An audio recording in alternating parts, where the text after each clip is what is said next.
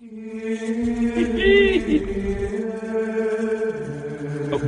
came down and he did a whole bunch of stuff and then he killed himself. I didn't want to pose as Jesus in the thorny crown and stuff. I didn't want to pose like that. It's stupid. Oh, shut up, you stupid thing. And all these are fairy tales. It's no different than these, you see these black guys in the jungles in Africa on Channel 13 sitting and praying to a rock. It's the same thing. We're all just afraid to die. Let's face it. Nobody wants to die and think that we're just going to lay in a box and get eaten by worms. We want to believe that there's going to be beams of light after we die. No, do you?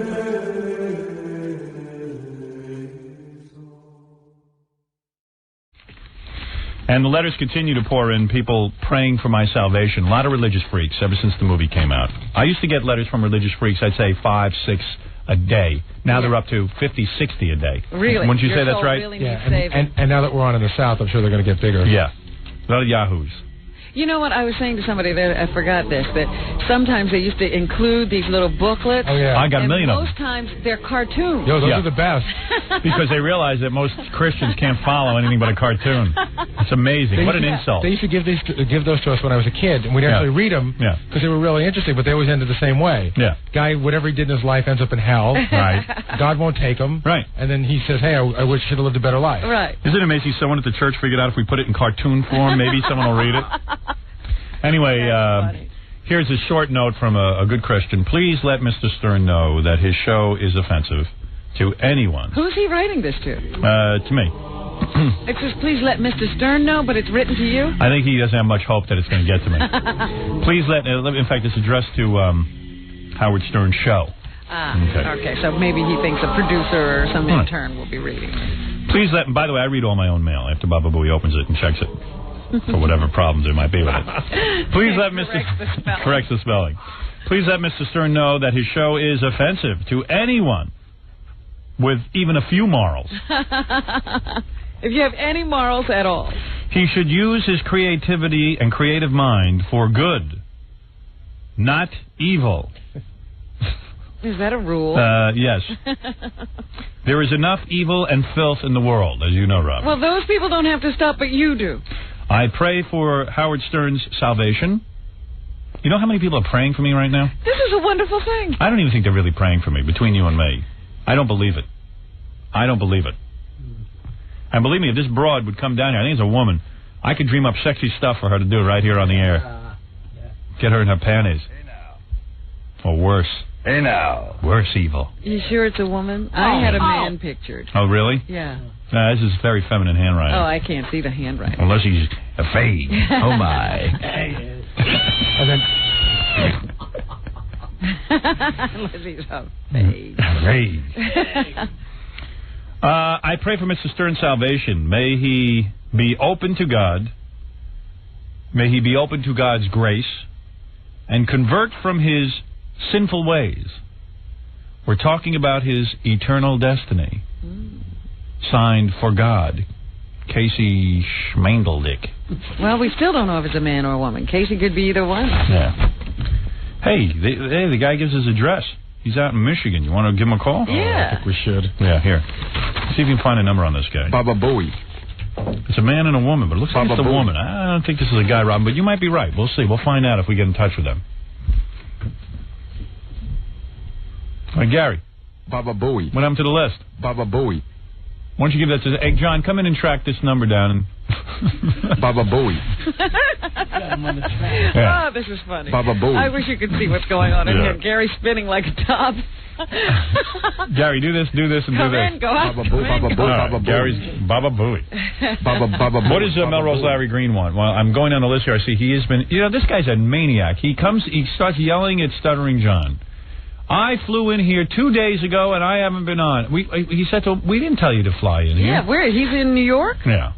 John hates him now. Why? Because he calls every 5 minutes. Right. To demand to know why he's not on, and then he says, he's going to get through to you. Right. And he keeps scamming John with fake voices, getting through once in a while. Right. Well, John... Larry does voices? Yeah. Yeah, he does. Well, you know what? Where is Larry right now? He's downstairs somewhere. Because he has a song he wants to perform.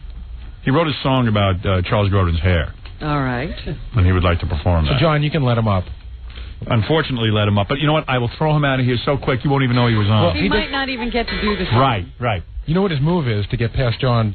What he does is he always calls up and he says that he's got a tape of something that we want to hear. Right. But he never says it's Melrose Larry. Right. And he acts really normal. Right. Then when he gets on the air with you, he becomes that wacko. Right. Yeah, I know. I've got this important tape for Howard. Right. All right. Well, at least he's industrious. All right. What do we have here that we have to go through? Read me my list. 2 pages of stuff. Go ahead. Okay. You want to play your Jerry Maguire song, that 9 Inch Nails song you did? Yes. Clips from your movie. I did it, Robin. I really made an emotional song. You must admit. You did. Yes. It doesn't get to me, but, you know, I have a... Oh, you're heartless. Heart of stone. Right. But other people it has gotten to. Go ahead. What else? We did a version of that with those kids, the retarded kids in California. For Sling Blade. Oh, Sling Blade. Yes, I did. I put that together. I want to hear that. Yes. Baba Booey. I took the retarded kids. What are they called again? The kids of Whitney High. Yeah, the kids of Whitney High. They're all retarded. They put out an album, and then I put the Sling Blade movie to that.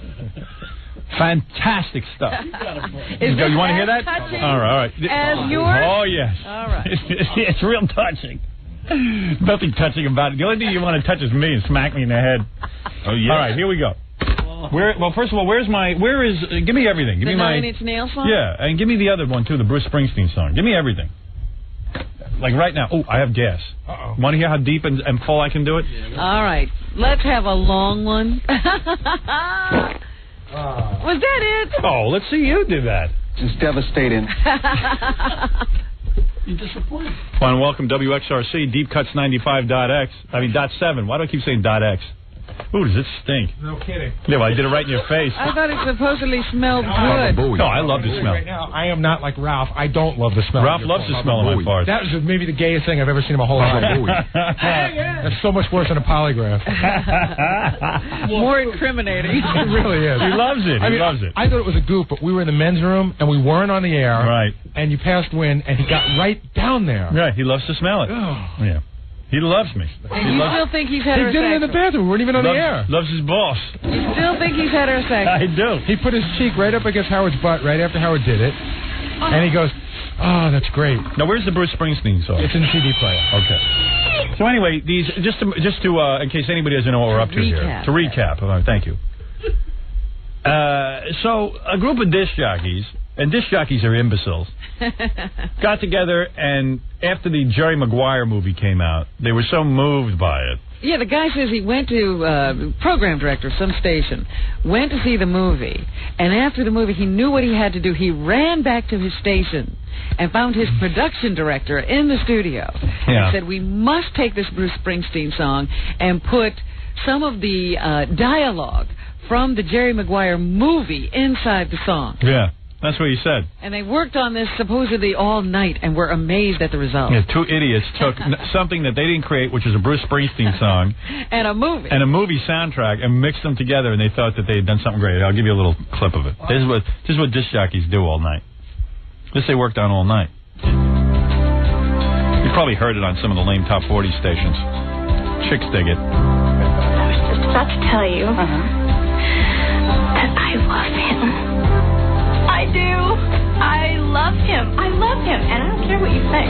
I love him for the man he wants to be, and I love him for the man that he almost is. Well, he dumped your ass. Laurel. I love him. I love him. This is what the disc jockeys are proud of doing. And then every once in a while you hear a clip from the movie. I love him. I love him. They play this on PLJ all the time in Z100. Yeah. I swear, guys who listen to that station must wear a dress all day. I'm telling you. When I sometimes listen to Z100, but I slip into like pantyhose You get and high heels. Ladies' underwear. I slip into women's clothing. You know, because I'm sexy. This is music to wax your legs to.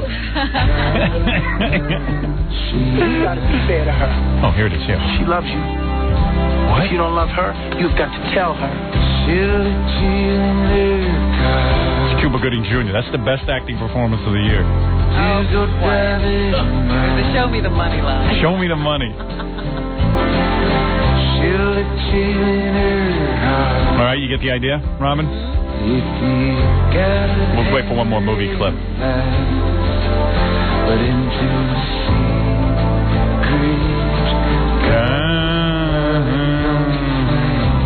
Don't forget, Mary. If I said that, would you stay? Don't do that. Don't say that, but... Bruce Springsteen must be going nuts. Well, at least someone's playing his stupid song. Yeah, but by the end of the song, they're playing the clips right over his voice. Yeah, so everyone was talking about how this is like chicks are really digging this. And they had to put it in heavy rotation. Yeah. And women were affected crying and calling. I'd like to meet the kooky broad who's crying over that. Hey, we've had some here. Right. Well, anyway, so I put together a song based on my movie Private Parts. I just took all the miscarriage stuff. And I got broads to cry, too. They were crying. How many? 2 called in crying hysterically. Ridiculous. Right. So here's my song. And every time. It's not like a one-time thing. They can't stop crying. See, this is emotional. From my movie, Private Parts. Here we go now. Ready? Yeah. I'm pregnant. What? I'm pregnant. I can't believe it. I know. I can't believe you made me do that on the air. Forget about it. I'm sitting here in total shock.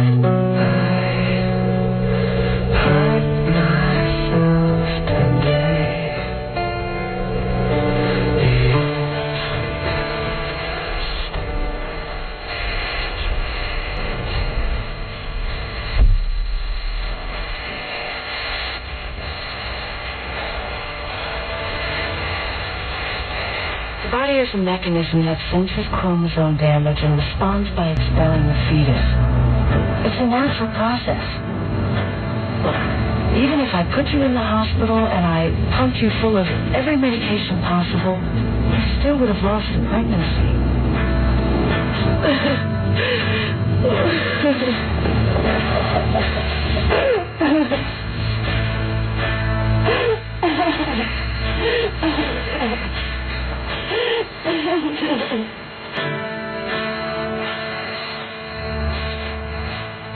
Lost the pregnancy.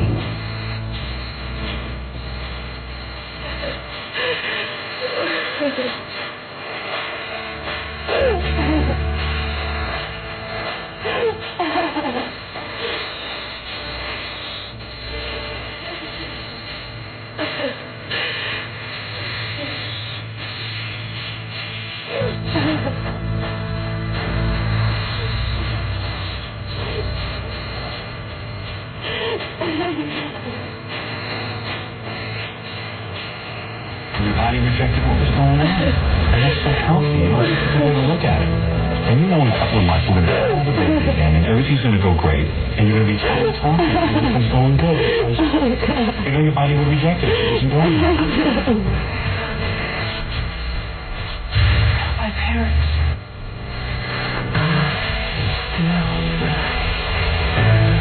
Really? You don't have to tell your parents.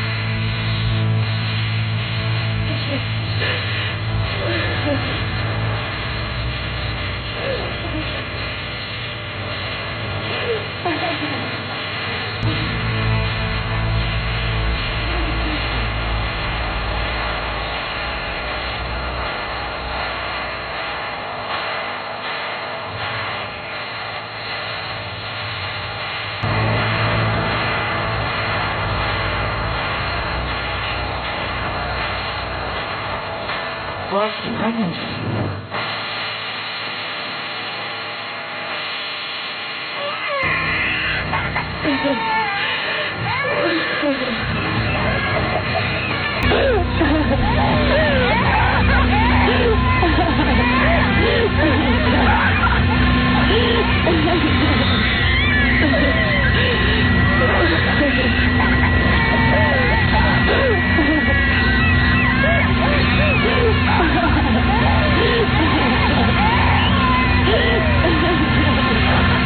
emotional. That's something you could really sink your teeth into. But to hear that song, you think Allison cried through the whole movie. Yeah. Well, that's we got to sustain crying. It's a miscarriage movie. Yeah, what's the matter with you? Sad movie.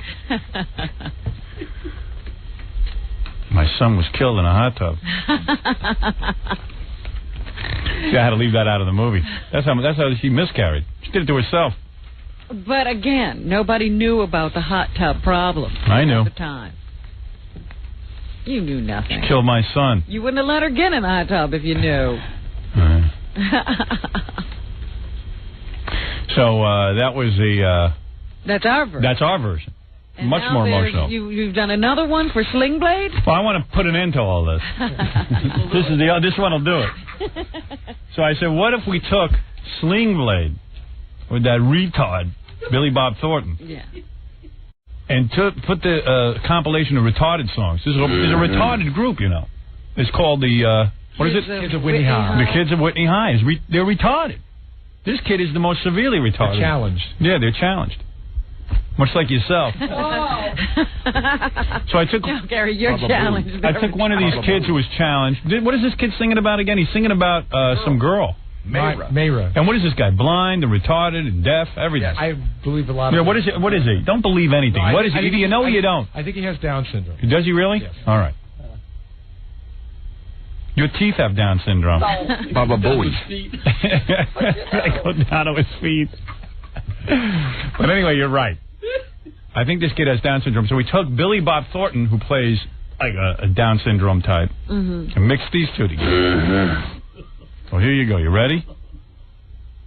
This should put an end to everything. The world. I picked up a Kaiser blade that was sitting there by the screen door. Some folks called it a sling blade. I call it a Kaiser blade. Well, I went in there in the house, and I hit Jesse Dixon upside the head with it, knocked him off my mother. Hold it a second. Crying woman on the phone. Oh. Hold it. Sling blade already worked. Hello? Did you hear my song? I love your song. See, my song is so much more powerful than what those two idiot disc jockeys put together. How could you love something that does this to you? Because it's an emotion. You know, please, did you listen to that other song with Bruce Springsteen? That doesn't get me. No, of course not. You know what it is like? Sometimes you just listen to a sad song, and it's like a release. You just start crying. Yeah. And then you end up feeling better. And after your song, I feel better. Right. But it really makes me cry a lot. Go ahead, let it out. Don't worry about it. No one's laughing at you. That's why I don't understand women. No, I'm not. I don't understand this, Howard. Yeah, come Why on. not, Rob? She likes feeling sad. No, I don't like feeling sad. It's like purging, sort of, you know. What is wrong with you? I don't know what's wrong with me. She's I'm an not idiot. the one That's who what's takes wrong that with her. medication. Well, I she's probably should. Completely out of it. No, That's it's why. that This is why I having can't get a along with women. I'm telling you. Stop. I gotta start dating guys. We get along Luckily, I fine. was alone. I started to cry again. Well, let me tell you something. This is a testimony. There's nothing to be embarrassed. There's nothing wrong with you. This is a testimony. This is a testimony to the song and to the emotion, the heavy emotionalism of what I've created. Well, remember when you did it the first time and it was very heavy with that lost pregnancy, and Yes. then it really didn't work. Yeah, now it works. Yeah, this is good. This is very good. I'm pregnant. What? I'm pregnant. I can't believe I it. know. I can't believe you made me do that on the air. Forget about it. I'm sitting here in total... Yeah, huh? You know, and in the movie I didn't cry. This song is pathetic. Try to kill it all. There's not a brain in her shoulders. Right, Robin? I don't know what's going on. Don't worry, she can't hear you. I think that there is a brain, but it's short-circuited. Let's watch her cry. It's a natural process. She's crying already. Even if I put you in the hospital and I pumped you full of every medication possible, you still would have lost the pregnancy. Listen to her. You hear her back there?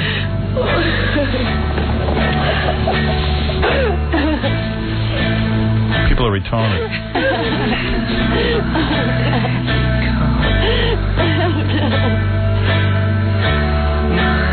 I I got you, huh? feel very bad. Yeah, good. Yeah. That's what you're supposed to. Great, thanks. Yeah. No, but Pretty heavy. Very effective. Wonder if they measured her IQ. Very good. Should I ask her? It's a pathetic song. No, I'll just tell her she's fine. She's either retarded or a fashion model. That's my bet. You have a model? Yeah. Were you a fashion model, really? Yeah. I knew it. I had a feeling. I could tell. Are you serious? Were you a fashion model? I honestly was for years and years. Mm-hmm. Well, not years and years, but I was. Doesn't surprise me. Quite a few. Why? Because now you're making. No. Very sensitive. No, models are. I've dated a few models. I know they're sensitive. Oh, stop! You know. All right, listen. I got to go. Hey, listen to my retarded song. You'll like it. Oh, maybe that'll make you cry. Thank you. You said you were going to want to smack you in the head afterwards. No, but you liked it. Who told you I was a fashion model? Nobody. Oh, thanks. All right. All right. Well, bye. All right, honey. Bye. Hello. Bye-bye. Hello. Hello. Who's that? Who's this? Oh, wait a second. Hold on a second. Wait a second. Hello. Yeah. Hello. Yeah. Hold on. Who's that? I don't know. How'd that happen? I don't know. Hello? Howard. Yes. I'm the girl who was on medication. Yes. I had to have my dosage upped. Really? That song drives her crazy. You see what I mean? I am now. This is Cindy Crawford, I think. I can't even laugh. I can't cry. I can't have any emotion now because of that. All right. Thank you. All right. Listen, let's get back to my song. Let me get back to the retard song. The next episode, just cut a chunk of her brain out. Yeah. All right. So here, you get the premise on this one. I don't have to explain it again. All right. Yeah, let's listen to the Sling Blade. All right. You just plumb near cut his head off. Killed him. Come to find out, I don't reckon my mother minded what Jessie was doing to her. I reckon that made me madder than what Jessie'd made me. So I take him to Kaiser blade. Some folks called it a sling blade. I call it a Kaiser blade. And I hit my mother upside the head with it. Killed her. Anyhow, I reckon that's all you need to know. You want to hear about more details, I reckon I can tell them to you. I don't know whether or not that's enough for your newspaper or not. Will you ever kill anybody again, Carl? I don't reckon I got no reason to kill nobody.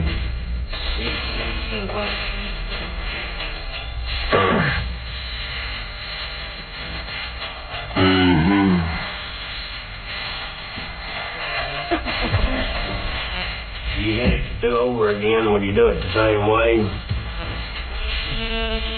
I reckon I would. I say they're setting me free today. I reckon I don't care nothing about being a free man. All right, then. I reckon. Why are you here now? They turned me loose from state hospital. Is that right?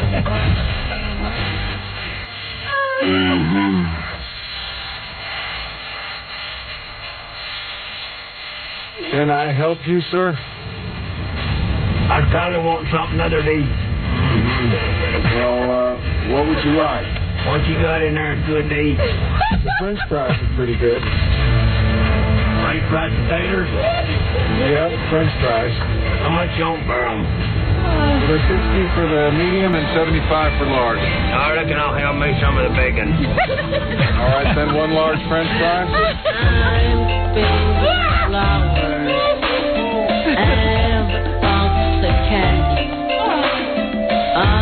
I like this.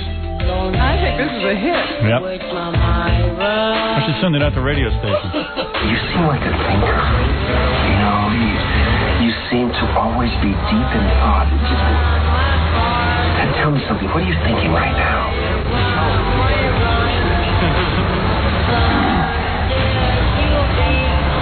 I was thinking, I'm going to take me some of these potatoes home with me.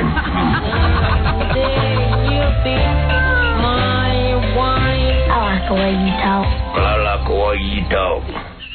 Beautiful, isn't it? That's good. That's great. See, that's a hit. 3, that's the best. That's the best one. That's the one that made you cry the most. Well, whatever. That affected me. This is a whole new trend, and disc jockeys giving them something to do. Can you play that again? I need an instant replay. Yeah, let's play it after we hear the fallout. Oh, that's so funny. The fallout. All right. Oh, jeez. Hello? Hello? No. Okay. What happened to Melrose? He's got a song for us? John was supposed to go down and get him. Did he get him? No, let's see. Supposedly they can't find him. Oh, they can't? Well, screw him then. Missed his opportunity. Tell him we tried to get him on the show. I thought he was in the lobby. No. We just kept him downstairs because. Oh, Melrose is here. He is. So bring him in, John. John's busy typing it to me on the computer. Just bring the guy in. 15 minutes. Yeah, right. Kook. He typed Melrose id here. ID. His id is here. He's typing furiously. Just bring the guy in. Melrose is spending all his money on like weird hats. Like he made a special hat for you that was sequined to Howard Stern, King of All Media. Yeah. Had to cost a couple of bucks. Yeah, his mother died and left him some money, so now he's got. What? All right, there he is. There's Melrose Larry. Look, he hates him. John hates Melrose? Oh, look at him. He's a pest. Yeah, I'm a pest in the pest. I deserve my props. How are you, Howard? Good morning. Right. Good morning, Fred. You think you're funnier than John, right, Melrose? I noticed he thinks that we owe him because he flew in, but we didn't tell him to fly in. I don't think that. First of all, you talk, Howard. It's your show. No, I'm saying, do you think you're funnier than John? John, come here. That's no contest. Come on, sit down, John. Let's do a few minutes. Do you smell or what? Yeah. Wow. I was at the bridge. I was at the bridge, man. Wow. What does he smell like? Has he been running? Yeah, I've been running. Were you running? Training for the New York Marathon. You stink. I don't stink. Oh, my God. It's not me. That's my signs. Is that what it is? I can't even John, hear him. all right, John, let's see how funny you are, John. Come on. John, I made love to a girl last night. I got done. I said to her, how was it? She said, what was it? Okay, now you go. Come on, John. Larry, the problem is... Fluent in the Jewish Italian airline bell, I'll tell you. You know what really bothers me? Yeah, I'll be funny. And Larry, if you're a millionaire, why don't you invest in a shower? I just bought 1,000 shares of Westinghouse yesterday. Did you? See, Howard, you know what it is? He calls now and changes his voice. John, right. He says, yes, John, stay on the topic. So is that why you hate him? Let's hear a joke. Well, yeah, because I don't want to to put Say something funny, through. man. The guy's challenging you. I don't have anything. to funny, but it's just I'll write your joke. I'll write your joke, and then you want to say it? It's just that he calls in, Howard, and changes his voice, says he's somebody else. I'm the only one. You call yourself Paul on the phone. Yeah, but I'm doing that. It's different because I'm not going to the answer. All right. You have a song? Yeah, I got a song. I got no time for you, John. I got no time for you. You're a fool. See, what I did is I got so disgusted with him. Larry, trust me. The next time you call, I'm hanging right up. You always do anyway. What do I lose? No. But I'm not telling Gary about it next time. See, I don't think you understand. I gotta go. I got a song to do. I got a life to lead, man. Yeah. See, Howard. Yeah. He's so nice to us. This is dedicated to Ponce Phone, who gave me the idea. Shut up. To Chuck Roden, who's bald. You can get me about MelroseLarry.com now, or the MelroseLarry.com webpage. Put that microphone on there. When I find myself behind two deadbolts, Mother Nature says it's time to lose the hair, Chuck. Let it shine. All right, get out of here. Come on, you're done. And in my hour of baldness, I have no hair, I have no show. Come on, Howard, this is good. He worked on this. The hair goes. Why wouldn't he get it done without Hold it. Turn that off first of all. Turn it off. Fred, playing some. If you're going to sing a song parody, let Fred play the song at least. Oh, you have it? Huh? Yeah, and we'll give you 2 seconds. And if I say you're out of here, you're out of here. It sounds horrible. Yeah, I'm listening to Paul McCartney, not you. Right. You have the whole thing? He's going to play. All right. Well, let's hear you do something. From the top. You want to be funny. I don't the first verse you heard already, right? Not really, no. All right. Fred Norris on guitar. Unplugged. Thank you very much. Hope you like this. Dedicated to Ponce Phone and Chuck Roden. When I find myself behind two deadbolts, Mother Nature says it's time to lose the rug now. Let it shine. All right, get out of here now. Well, come on. Come on. Howard Stern is king of media. I'm lucky to get a 0.3. I got no hair, no ratings. Let it shine. Come on, Gary, everybody. All right, get out. Now you can leave. Fred, it's enough. All right, it's enough. It's horrible. It's the worst song parody I ever heard. There will be no... Let it stop. Larry, I'm trying to ask you a question. Let it stop. You smell, you're unfunny, the world hates you, I hate you. Why don't you go kill yourself? It's Larry, unbelievable. listen, Cousin Richie, I'm going to see him next week. Good, that's He's now good. the vice president of Whole Natural Foods. Right. You know that? Yes. And I want to say hi to Richie and Julie and Ratchet. Oh, get out of here. He's going to tell you about your family. I want to ask you a question. Am I done already? And I'm not trying to be confrontational. Not you. Is the only reason you came to New York to sing just to sing a song? No, I'm also working with Jackie Mason on his show. I'm working on Jackie On what Mason. show? On PBS. Does he know about it? Want to call him right now? I'll give you his number if you want. You're working with Jackie Mason. I'm going to be a contributor in the audience. He's going to be calling on me. He's going to hold up signs. I'm going to be not holding up signs. That's my gig for Howard. Right. But I'm going to be, Jackie asked me. Right. So why would I turn him down? Is he paying you? This is not your business. How much do you make, Robin? How much do you make? I just wondered. I didn't ask you how much you made. Are you getting paid? I asked you if you were This is getting a personal paid. thing. I don't. So you're I'm not like getting you. paid. I don't discuss money. So you're not getting paid. Howard, do I have to ask you? Yeah. I'm getting paid. I'm not getting paid for this gig. Right. It's an honor to work with Jackie Mason. But this is a stepping stone to other gigs. To other gigs to work for free, right? Other free gigs.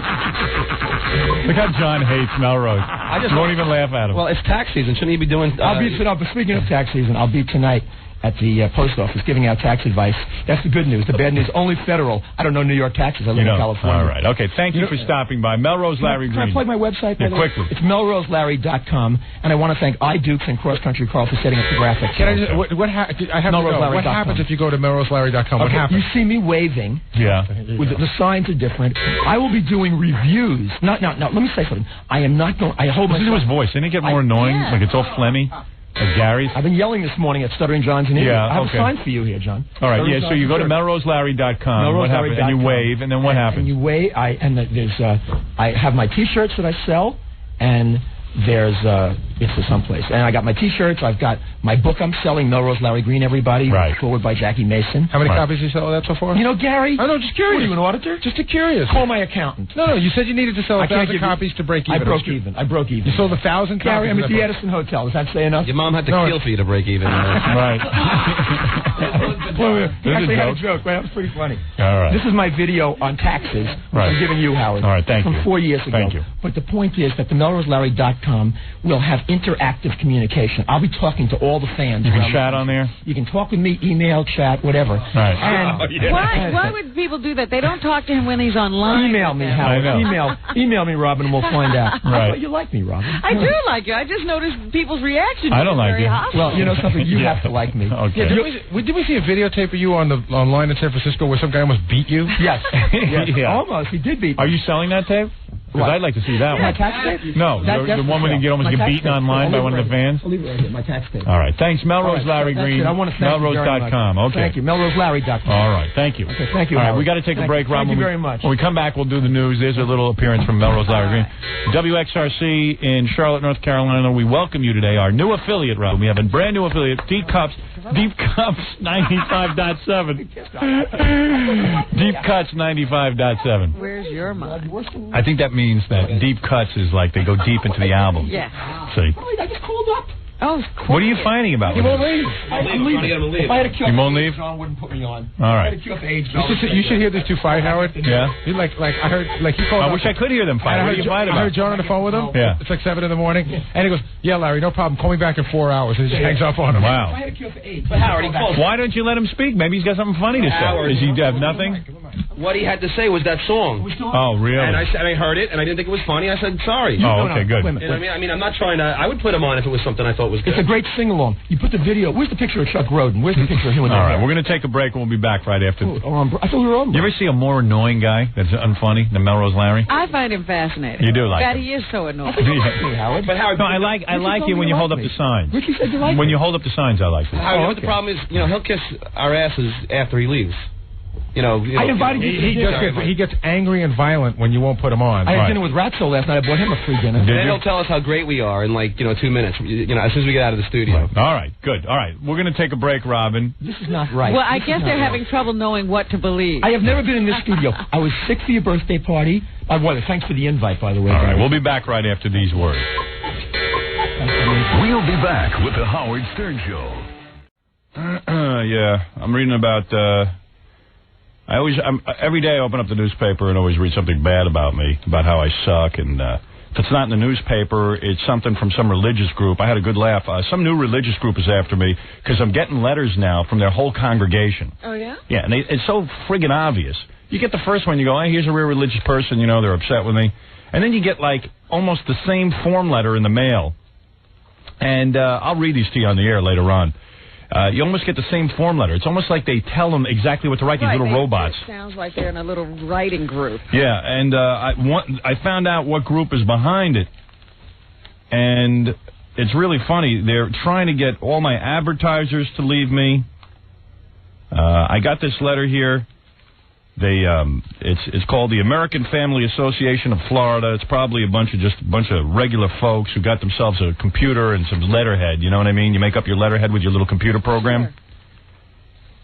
And they go, dear friend, we have some good news regarding our monitoring efforts of the Howard Stern Show on WTKS in Orlando. I'm going to point out what hypocrisy goes on. We need your help to turn this good news into great news for your community. Florida's American Family Association has monitored the Howard Stern Show on WTKS in Orlando since August of 1995. The Howard Stern Show is without question the most irresponsible and pornographic radio show in Central Florida. Howard Stern is polluting the airwaves of your community. I would give you examples of the content of the Stern Show. However, I would be then guilty of communicating the same disgusting trash to which we are objecting. Although I would discourage anyone from listening to Howard Stern, I suggest if you doubt how bad he really is, that you listen to FM 104.1 weekdays from 6 a.m. to 10 a.m. and see for yourself. Well, that sounds like an ad. Yeah. The good news, we wrote letters to 135 companies during the past 18 months to inform them of Stern's irresponsible and pornographic show. 121 of these 135 companies stopped advertising on WTKS after receiving our letter advising them of the show's irresponsible content. This means 90% of the companies did not advertise on Stern after receiving our letter. Of course, what they don't tell you is that's a crock. Only 3 of the 135 companies consistently buy many advertisements on WTKS, Howard Stern's morning show. Please complete and mail the enclosed 4 postcards to help influence these advertisers. Well, you say to yourself, wow, these people are really community-minded. And organized. And really worried about our children and worry about the community. Okay, let's see. Here's a headline from Central Florida, Orlando Sentinel. Advocate of family values pleads guilty to child abuse. Oh. The Lake County director of a group that promotes family values pled guilty Thursday to child abuse and tampering with a witness. Linda Rosar, director of the local American Family Association. Really? Yes. Oh. And president of the Concerned Citizens of Florida was sentenced to a year of probation in order to see a psychologist. Whoa. What did this person do? The charges stemmed from incidents involving Razor and a child at her home, records show. Razor, 46, or is it Rosar? Rosar. It's like a goddamn gorilla movie. Rosar, 46, had been scheduled to stand trial next week, but entered the plea. Neither she nor her lawyer could be reached for comment. A prosecutor said her plea could open the way for her to testify against her husband, who was accused of violating probation in a child molestation case. Good Lord. Besides promoting the anti-pornography goals of the American Family Association, Rosar has also supported a Christian agenda for the Lake County school system. So the same American Family Association of Florida that has been so righteous and so wonderful about protecting the community is busy with sex abuse charges. Oh. This is the hypocrisy I've been talking about. It's the same FCC that goes after me and fines me $1.7 million, and then you read that one of the former FCC commissioners is up on child abuse charges. Yeah, but they're protecting children. Yeah, they're protecting children, all right, so they can get them. I can't get them, so they can get them. It's absolutely outrageous. Unbelievable. Unbelievable. You know, they got well in you. Hey. You're not bad enough because you're not keeping them busy enough. Yeah. Stay away from the children. Hey, here's some Christian woman on the phone. She's going to tell me about God. No. Come on, honey. Why don't you tell me about it? How many fingers do you got buried somewhere? Well, none so far. Yeah, well, keep an eye on yourself, because it seems to me mostly the religious people are the ones that are all up on charges. Yeah, and I want to apologize to that group that just wrote you that letter, because I totally disagree with that. I think you're all right, Howard. Oh, all right. Gee, what a shock. And I am a Christian, and I was calling in response yesterday to the news conference and why you shouldn't use the Lord's name in vain. Oh, come on. Let's get with it. Okay, well, let me just tell you why. What's going to happen to me? Am I going to go to hell? You know, remember when Pastor Greg wrote you that letter? Who is Pastor Greg? Oh, you know, the fellow from Ohio. Don't tell me you forgot already. Of course. Who is Pastor Greg? Well, snap out of it. Oh, here it is. Here's my postcards for the American Family Association, Rob. I'll be sure to send these in with the words child molester written on them.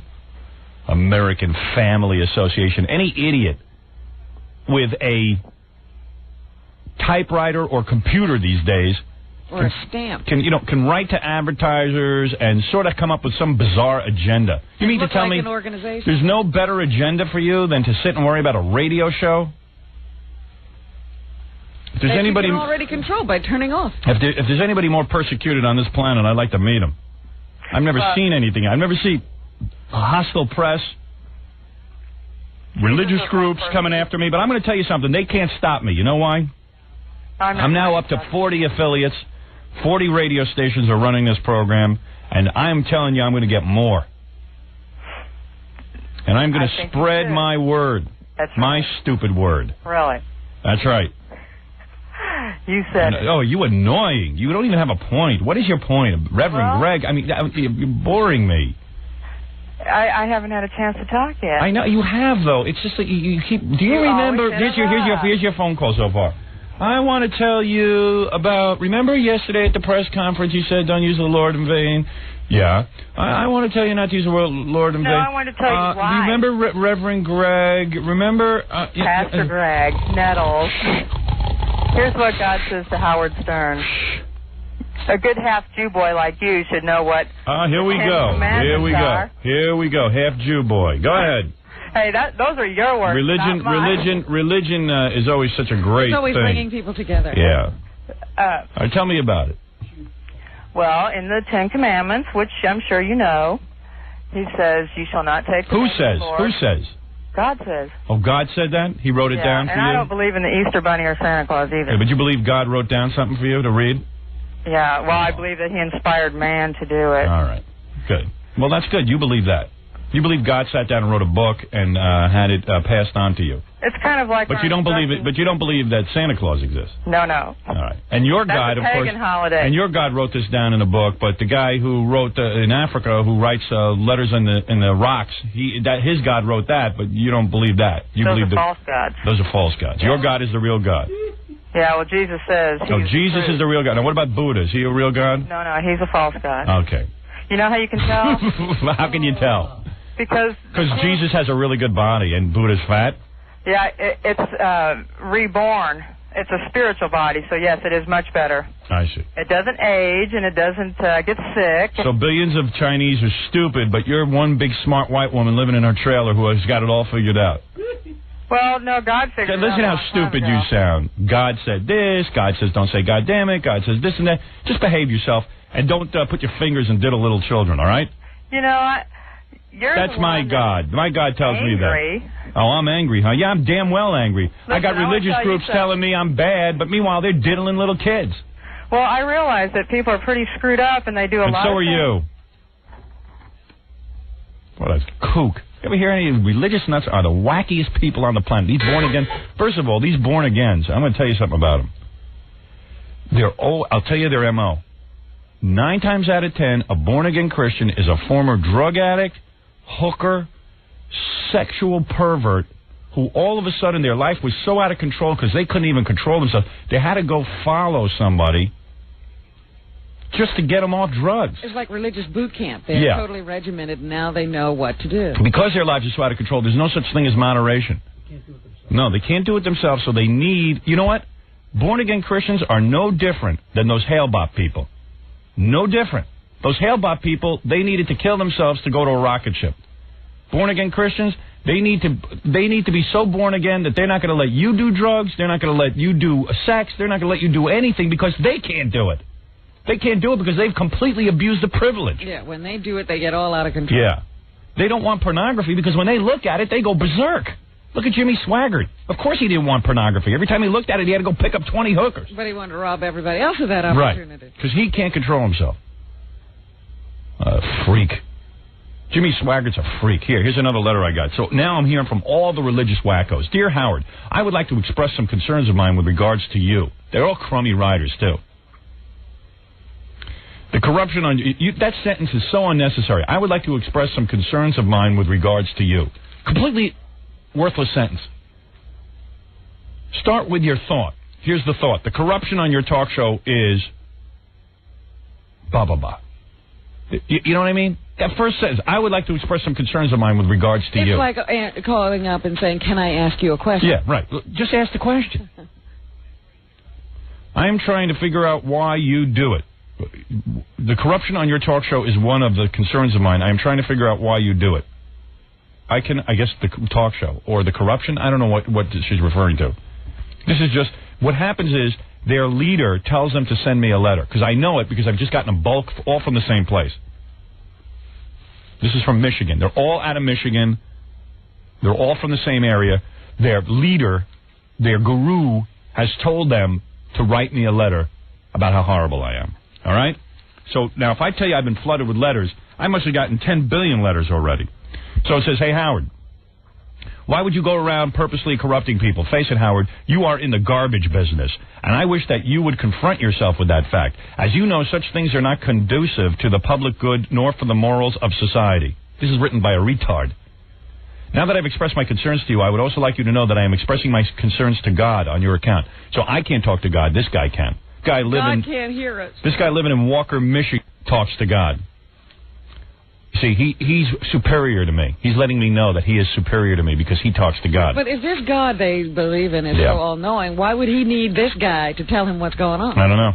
I am praying that God will call you out of sin into his marvelous light. Unless you think that you would be in bad company, I would have you know, Howard, that many Christians were people as bad or worse than you are now. But they found mercy. So in other words, I'm a bad person according to this guy. But God is the ultimate judge, but this guy's determined that God doesn't like me. That God wouldn't approve of me. This guy knows that God wouldn't approve of me. Right. He figured out who's good and who's bad for God. They all read the book that says judge not, and then they all judge. Yeah. Thus writes Paul. Then he he has Corinthians 6.9 or whatever. I love it when they give you a verse. No, he's got tons of verses in here. Know ye not that unrighteous shall not inherit the kingdom of God? Be not deceived, either fornicators nor and it goes on and on and on. I mean, it's boring. Gobbledygook that he can't understand. And then he quotes about 10 more things. So, Howard, be assured that if you will admit your guilt before God and cast yourself on him for mercy, you will be most certainly forgiven. The God that he believes in, by the way. Buddha, as you heard, is not God. I do no more doubt of this than I doubt of my own existence. So this guy now is trying to write like biblical. This is his writing now. Oh, okay. I thought he was back at the Bible. Yeah, I do no more doubt of this than I doubt of my own existence. He sounds like one of those guys when you go to the medieval festivals. Hear ye, hear ye. Mr. Stern is in ye haven. You know what I mean? He's like, now he's writing old like English. Old English. I do no more doubt of this than I doubt of my own existence. I ought to call this retard. He's got his address and everything on here. I would just say, you're an idiot. Hey, Gary, ask this guy if he'll come on the air with me. He's proud of how stupid he is. Thousands have gone this way and are rejoicing in the new meaning in life that they have found. I wish that you would, and I pray to God that he will work it in you. And then he quotes some more stuff about Jesus and, how he's going to save my life. Yeah, call this guy. Look at this guy. This guy's an idiot. Call him up and say, I want to talk to him on the air about his letter. If you've got the balls to talk to me. I don't know. I've never called this guy. I don't know who he is, but I'll call him right on the air and speak to him. Let him come on the air with me. These cowards never come on the air. When they do, they all sound retarded. They all sound retarded, I'm telling you. What can I tell you? Wait till you hear them. When you hear them on the phone, you go, who would even listen to this guy? But I don't know, man. All these letters are coming out of Michigan. Somebody's got a stick up their ass for me. Hi, you're on the air. Hi, Howard. This is Rob from Cleveland. And I noticed that you said something earlier that you had a woman that had the worst job in history. Well, it's the lowest job. I didn't say it was the worst. I said it's the lowest job. Well, I think I got something. I think I got something a little bit lower than that. Well, it's kind of like a legal job. Oh, illegal? Well, you know what she does? Yeah, I'll tell you right now. You know what she does? What? Wives hire her to spy on their husbands. Oh. That is low, man. I mean, it's like, what a horrible thing. I mean, we'll talk about misery. What a miserable life you must have.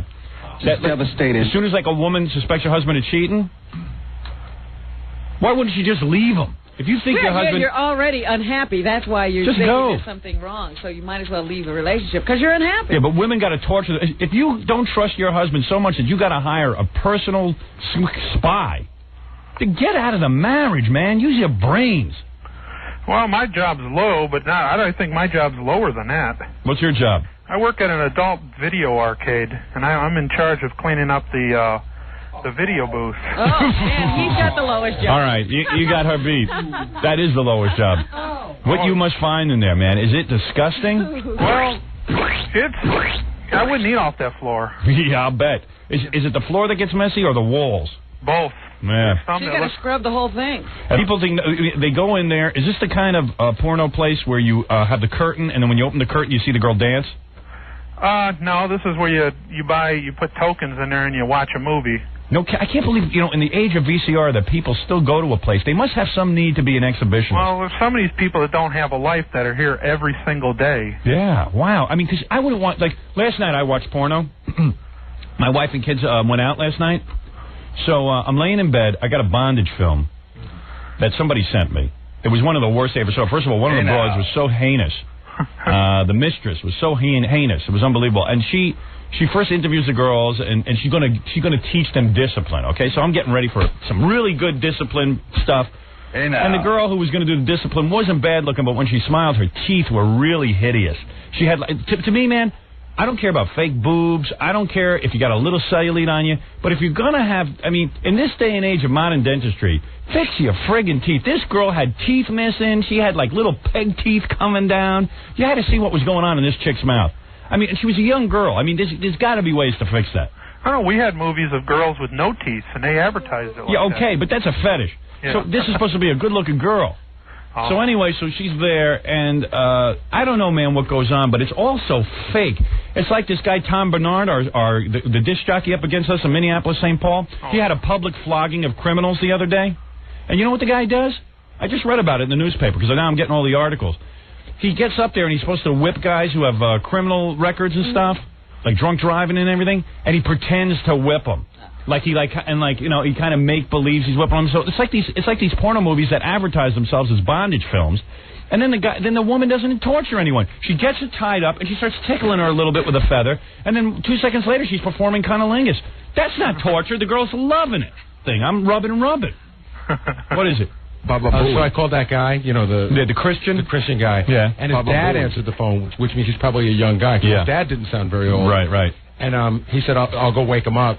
And then he said, my son says he said everything he had to say in that letter. Yeah, well, so your son's a pussy. So he doesn't stand behind what he says because he's not willing to discuss it. Right. And he goes, nope, he said everything he had to say in that letter. Yeah. And then he hung up. Yeah, because you know what? He's a robot. All these porn-again guys are robots. when he's off his script, he doesn't know what to do. Exactly. Yeah, we've had those in front of our stores. Yeah, I bet. Telling them, this is a devil's playground, do not enter. And because some guy needs, instead of going out and raping, he's at least going someplace. I think they would rather people rape. Yeah, rape is okay, because you can see most of these Christian associations got child rapists in their group. Why is it all these Christians are raping? Why is that? Even religious Jews, I see, there's a guy sitting on a plane, he's diddling some girl. Why is it all these... I said it over and over again. If somebody goes and plays Russian roulette after seeing The Deer Hunter, people want it taken out of the movie theaters. Yeah. But nobody will ever scream to ban religion, but we got all these religiosos running around doing all kinds of crazy crap. Yeah. Well, anyways, I got a ton of these letters. I could read them all to you. Oh, and I got a ton of stories. They're funny, though. Yeah, so where are they? Well, if you ever have time to listen, I got tons of them. No, I don't like guys. He says, I got the lowest job in the world. I work in a porno place, and I got to clean the floor, and I got some great stories. Well, what are they? If you've ever got time. You really don't have any great stories. What it is you go in there, and you find secretions, bodily fluids, all over the floor, right? Oh, I've seen guys. I've walked in booths, and, that there's showing that there's vacant, and there's guys laying on the floor with a leash around their neck. Oh, yeah? Going to hand it to me, and I'm like, no, you don't want me to pull that leash because you'll be dragged outside. All right, well, now you're talking. Yeah. And I've been in there, and I've seen guys running around, one booth standing up, so, when you look in, you don't see them unless you look up on top. They're in panties and bras. It's always guys, too. There's never any weird stuff with women going on, right? Yeah. It's always guys, man. I don't know what it is about us. We got this penis of ours makes us do crazy, crazy things. We've had guys, I've seen them going outside to their car, and all of a sudden out of their coats they're dropping women's shoes out of their pocket. Yeah, I don't get that one. You know, why do you have to take that out of your home too? I mean, now they got to go to this booth and they got to bring their women's apparel and shoes with them. There's something about doing it in sort of a dangerous place, I guess. You see, I never got into that. Like, I never even liked having sex. I had sex one time outdoors. Remember the first time I had sex? Yeah. And we were by a lake, and I was shaking like a leaf because not only was I nervous the first time I was having sex, but I was afraid somebody would see. I got nervous. I don't like doing stuff in public, but there seems to be some fascination with, like, you could run around your house with women's shoes and panties, and no one would ever know. Right, you'd be perfectly safe. But the fun is going to this place, this nudie place, and running around. And you know what? I'm going to tell you something, man. I love women's, lingerie and stuff. I love to look at it. I love to see women in it. You've never put it on. I don't like putting it on. I don't get it. I put on my mom's panties. I did that once as a kid. I tried it. I wanted to see if I could get into it if I felt sexy, but she doesn't have sexy lingerie, my mother. She got the kind of panties that go up to your breasts. Totally practical. Yeah, I mean, nothing sexy about yeah, it. I wear these for comfort, not for sex. But and I've dressed in drag for theatrical reasons, but I never got aroused in the women's clothing, and yet I know some guys do. There's a lot of them that do. Yeah, I don't get that. When I get in the sack, I like to wear sweatpants and a T-shirt, and I like to lay there like King Tut, while the woman does all the work, gets all dressed up.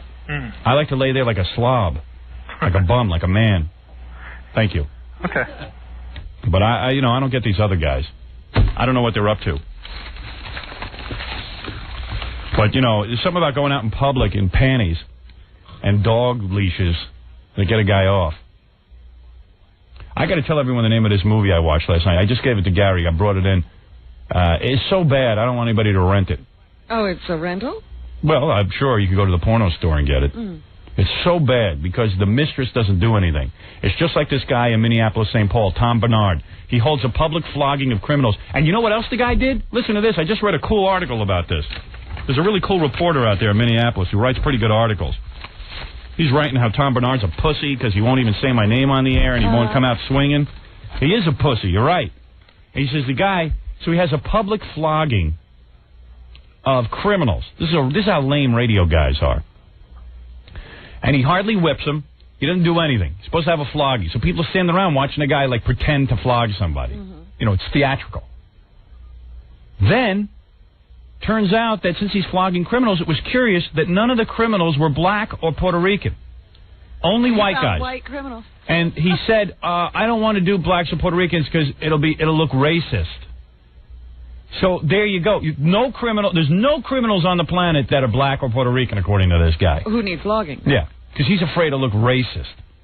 So you can't flog a black or Puerto Rican because how will it look with a bunch of white guys standing on stage flogging a black man? Even if it's fake. Even if it's fake. You imagine? What a puss. Gary, book me a couple of black guys next week. I'm going to flog them for real. Right here on the show. We don't even care if they've committed crimes. Yeah, I'm sure they're guilty of something. You just get me a bunch of black guys. I'm going to have a whole public flogging. I'll show you how to do it, Minneapolis. I got to take a break. I'll come right back. Don't move from that radio. We'll be back after this. You're listening to The Howard Stern Show. More after this. 97.1 The Eagle. You're listening to The Howard Stern Show. Move up and let the man go through. Come on. Move up and let the man go through. Let the man go through. Move up and let the man go through. Move up and let the man go through. Move up and let the man go through. Oh, I love that guy. Rob Zombie is the best.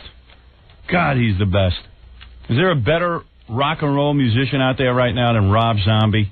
I'm sure there's some people who would argue. Call me up and name him. I want to know that's better than that. All right, you're asking for it. What pussy-ass rock star? Not Henry Rollins parading around in his underpants on Saturday Night Live trying to show off his tattoos and his physique. If I was him, I'd get out of the gym and maybe work on some good tunes. Never saw such parading around in my life. What a poser. Oof. I don't think anybody was going to argue for Henry Rollins. Oof. You tell me who it is. Better than Rob Zombie. There isn't anybody better. And if there is, I haven't heard it. Except for maybe one song. You know, I've gotten more requests for this since we played it yesterday. This guy might be onto something. We were goofing on Red Peters, but... I know, everybody's singing the song. Everybody loves the song, and we got a new song from him, A Dog Named Stains. Oh, God. And everyone said, why'd you cut that song off? We love it. Now, maybe I'm missing it. They couldn't get through it. They couldn't get through it. It was unbelievable, A Dog Named Stains. Joe, you're on the air. I'm going to play A Dog Named Stains in just a minute. All right. And then I'm going to tell you how to... we think we figured out a way to get your computer to run faster, even though you can't get an ISDN line. Yeah. Howard, I got some great porno sites for you. I got 3 of them. Websites? Yeah, just thousands of... Maybe you should give them to me off the air, and then I should check them out, and then if I like them, I can go on the air with it. Okay, great. What do you mean by nude, though? Are they perverted? Oh, hardcore. There's thousands of them. Meanwhile, man, I saw the best show. God bless public television. I'm never a fan of public television, but last night they had the best kick-ass show on TV. What was this? For a solid hour, they were separating Siamese twins. I almost called Jackie because I know he loves this crap. You are. It was unbelievable. I don't know the name of this show. Of separating Siamese They twins. showed you every goddamn thing there was. This is better than any TV show ever. How many Siamese twins are there? Well, are there a lot more? Here's what happened. They got these two... Did you They look. No, I was laying in my bed. I just finished my porno. It's not so bad. Did you give the Here. name that nobody should read? Don't get this tape. It's called. Here it is. Here it is. There's the mistress and there's the chick. Learning the Ropes, Volume 6. Own Aziz, Learning the Ropes, Volume 6. Do not get this porno tape. It's bogus. Most of these bondage videotapes are bogus. Well, you can't really do it, can you? I don't know. She started off good. She started spanking her real hard, and then and that looked real because her bottom was turning red. Yeah. And then all of a sudden she says, "Now I'm going to tie you up." I go, "Okay." Now as soon as you tie up another girl, Clothespins, no. you did nothing, and give her a massage. Hey now. And that was it. Well, where was your favorite bondage tape? As a matter of fact, I brought that in because I want to give that a plug. That is the best. If you want to see the best bondage tape where a guy doesn't mess around, this guy's really into bondage, and he really causes pain. And it was real. This is called, what is that guy, Master Bill? Yeah, that sounds familiar. What's the guy's name? I think it is. I'm going to give the guy a plug. He's great, this guy. I had him on the air once. Right, we talked to him. He's a big fatty. Looks smelly. How he does it. He's got Gary. I brought in the tape. Just give me the name. This guy, because I'm going to play clips from it later in the show. Later in the show, you're going to hear clips from the best bondage tape there is. This guy is a big, fat, smelly guy. Have you ever seen this tape, Robin? Of course not. I would like to show this to you today. I don't see that. This guy, his name is Master Bill Majors. That's it, Bill Majors. Master Bill Majors. This guy, he wears a badge. He doesn't dress well. He's ugly. He's ugly like the rest of us guys. And so we can relate to him. Girl, right? And he's got a great-looking girl with real breasts. Not fake, real. By the way, I just want to give a plug out to the guy who invented soybean breast implants. I haven't heard of this. Ladies, if you've been afraid to get breast implants, they've done enough experiments with this. Soybean is the safest thing and the most natural. Now, what do they put the soybean in? In whatever who knows. But the breast implants are safe and they feel real. That's like tofu. I know. You could eat them. If anybody has soybean breast implants, I want you to call me this morning because I want you to come in so I can feel them. I have never heard of it. I haven't Where felt did them you yet. Read this? I read it in 3 magazines now about how soybean oil is saving the breast plant industry. Because saline gets a little hard. Forget about the other stuff silicone. But silicone, it turns out, kept the breasts looking real and nice, and but they were dangerous. Soybean oil is not dangerous, and the doctors have been checking it all out. So we're back to business. You have a bunch of oil in your breast. Yeah, and if they explode or anything, it's like eating soybeans. That's all. End of sentence. But this girl has real breasts, and she is a reporter trying to get a story from Master Bill Majors. And he says, well, if you want a story from me, you got to submit. And he gets her into some submission. It's called Tough Task. Have you ever seen the end of the film? Oh, I've seen it all the way through. All the way through. It's fantastic. By the end of the film, she's hugging and kissing him and only wants to come back to him. She's now in love with Master Bill Majors. It's called Tough Task. You should get it. All right. That's your recommendation for the week. Yes. It is fantastic. If you'd like, I'll play some clips from it later. All right. You should hear how he disciplines her in a very even tone. No yelling. We're talking to Master Bill. Yeah, guys, very, very... As opposed to this, learning the ropes, Robin, which is not Learning a good ropes one. bad? Bad. Tough tasks good. Because Learning the Ropes is a film like that idiot Tom Bernard in Minneapolis, St. Paul, who fakes. All these DJs fake stuff. Guy's going to hold a public flogging, and what does he do? And then that queer in Chicago, Man Queer, the one who we keep, every month we keep going up in the ratings. We're a point away now from being the #1 radio show in Chicago. Are you kidding? No, I'm not kidding you. Oh, my God. But you don't hear about that. He's running around saying, hey, he's the champion, he won. You didn't win nothing yet, you douchebag. And then I just read some article on him. All his phone calls are faked. That's what I heard. Puts comedians up to it. Yeah, all these wacky people he has coming on making confessions on his show are paid actors. Comedians. They're so goddamn desperate. The guy's like a professional wrestler. Well, just like in professional wrestling, you jack off. You're going down. You peckerhead. You Howard Stern imitator. Tom Bernard, Howard Stern imitator. Tom Bernard. What's his real name? That ain't a real name. You think that's me? Yeah. Chicago, we're probably this summer going to be out there. I would guess. Fisting? Fisting his dead daddy's skull. It's time. And I'll tell you how it's going to happen. I'm going to ease in. I'm going to use 2 fingers, then 4, then 5, and then form a fist, and then jam it. No. I'm gentle. I'm gentle with my bitches. With my dog bitch. Dog bitch will get it gentle. And what's worse, I'm not going to do it to him. I'm going to do it to his dead father's skull. I'm going to dig up his grave and take his skull, and I'm going to fist it right there in Chicago. And then I'm going to go out to Tom Bernard in Minneapolis, St. Paul, sitting there with his 37 share of my ratings. And I'm going to have a flogging. And I'm going to flog black guys. What do you think of that? Flog Tom Bernard. I'm going to flog Tom Bernard and black guys, because he's afraid to do it. Do you imagine the guy holds a public flogging and for criminals, and he'll only flog white criminals because he's afraid to look like a racist? No Asians, no Hispanics, Nothing. no black. No, in Minneapolis, St. Paul, only white people commit crime. What a dick. I don't know who I'm talking to on the phone. I forgot. It's Joe. I got the websites. Oh, you got the websites. Hey, Gary, take down this guy's websites and I'll check them out. Are they perverted? Oh, they're very perverted. You got teenage runaway girls? No, I checked that out, though. There are some teenagers, though.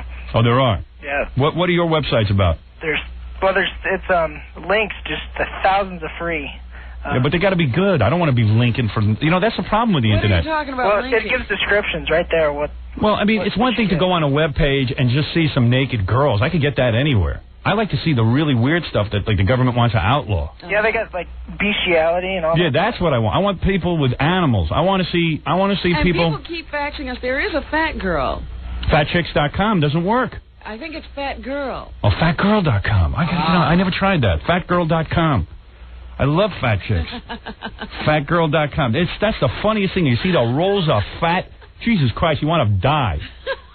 Why do you look at it? I got to see it. Why do I look at a car wreck? I got to see it. Oh, you're too funny. I like to see the fat chicks with the big belly fat. And then what I do is I look at them and I go, would I have sex with that? And then when I say no, I go, you see, I am a human being. I would turn somebody down. And it makes me feel good. You would not if you were desperate. Okay. Oh, yeah. One thing, fat, even when I was 17 years old, I was 17 years old. I had already gotten laid. Mm-hmm. And I met this girl who was in love with me. And she was about 30 or 40 pounds overweight. Uh-huh. She had big, thick thighs. She had no chest. She was but she had a pretty face. She had a girl's face. She had a girl's face. The rest of her and she was blonde, and, so she didn't have a lot of body hair or anything. So she was like a girl, but a fat chick. And I went into her bed, and she began kissing me. And she began to come on to me very, very strong. Yeah. And she said, I really like you, come on. And I was up to third base doing it, and I was getting a little nauseous, and then I and then I pulled down her pants, because I only had the fly open, and I started to see the cellulite and the belly, and I said, I got to go. And she said, why do you have to go? I said, well, I don't want to rush into things, and, I was very nice about it. But I never went back to there, and she was always very, hurt by this, but I could not see myself. And this was a desperate time in my life, because I didn't get a lot of women.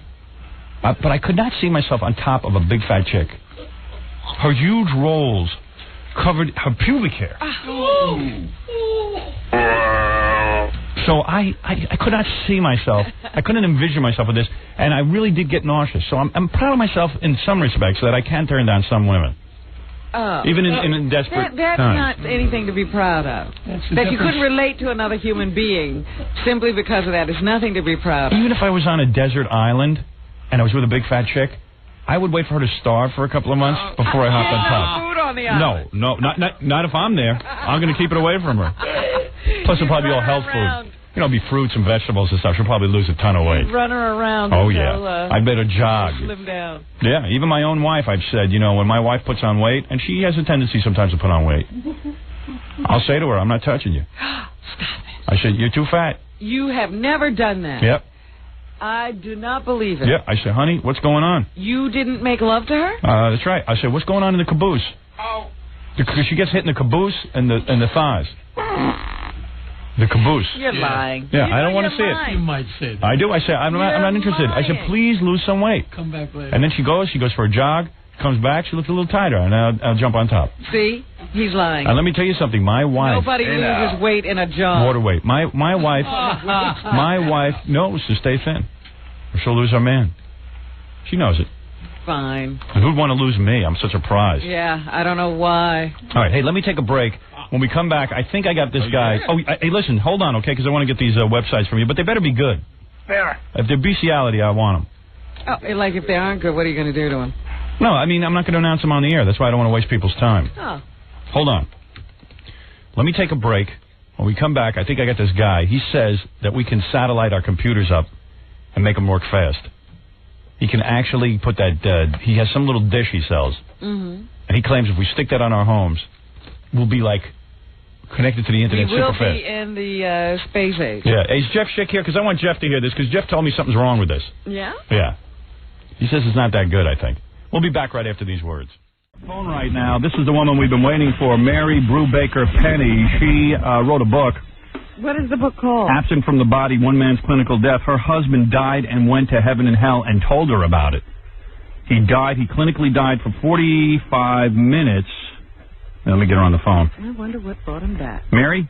Yes. Hey, how you doing? Good morning. How are you? Good. We're all discussing this. We think this is pretty cool. Yeah, you sound awfully cheery. Cool. You know, a lot of people aren't going to believe this stuff, but, hey, you know, listen, what the heck? Let them be skeptics, right? It's true. I was there. It happened. All right. Your husband... Well, you weren't in heaven and hell, though. No. Pardon? Her husband was in heaven and hell. All right. So, your husband dies. Yes. Has a heart attack. Yes. Clinically dead. 45 minutes. All right. The doctors say that this guy's not breathing, his heart's not beating. The clinical death is when they can't find a pulse and a heartbeat at the same time. He was clinically dead. Okay. 45 minutes. All right. And you were told that he died. Yes. Okay. 45 minutes, he just wakes up? Well, they were working on him. They hit him 16 times with the paddles before they finally brought him around. They worked really hard on him. Oh, so this 45 minutes was all while the doctors and the nurses were taking extraordinary measures. The whole team was there, yeah. Okay. So, he wakes up, he says, honey, I got to talk to you, right? Well, he couldn't talk at first because they had him on a ventilator, so he made me to understand that he wanted a piece of paper and a pencil, and he started writing things down right away so he wouldn't forget them. Right. And the first thing he said was, what had happened to him. Right. Okay. So, like a couple of days later, you can talk to him, right? It's about 2 or 3 days, yeah. All right. You get in the room. Did the guy look petrified when he was starting to write stuff down on the paper? No, not really. He didn't seem to be afraid. Well, he was afraid, but, he really wasn't showing it. All right. So, first thing he tells you is he went to heaven. No, the first thing he told me was, Mary, there is a hell. I've been there. Okay. That's the first thing he told me. And he wasn't trying to break up the marriage or anything? Oh, no. No, because some guys said that's the way they set up at the door. That's marriage. Yeah, right.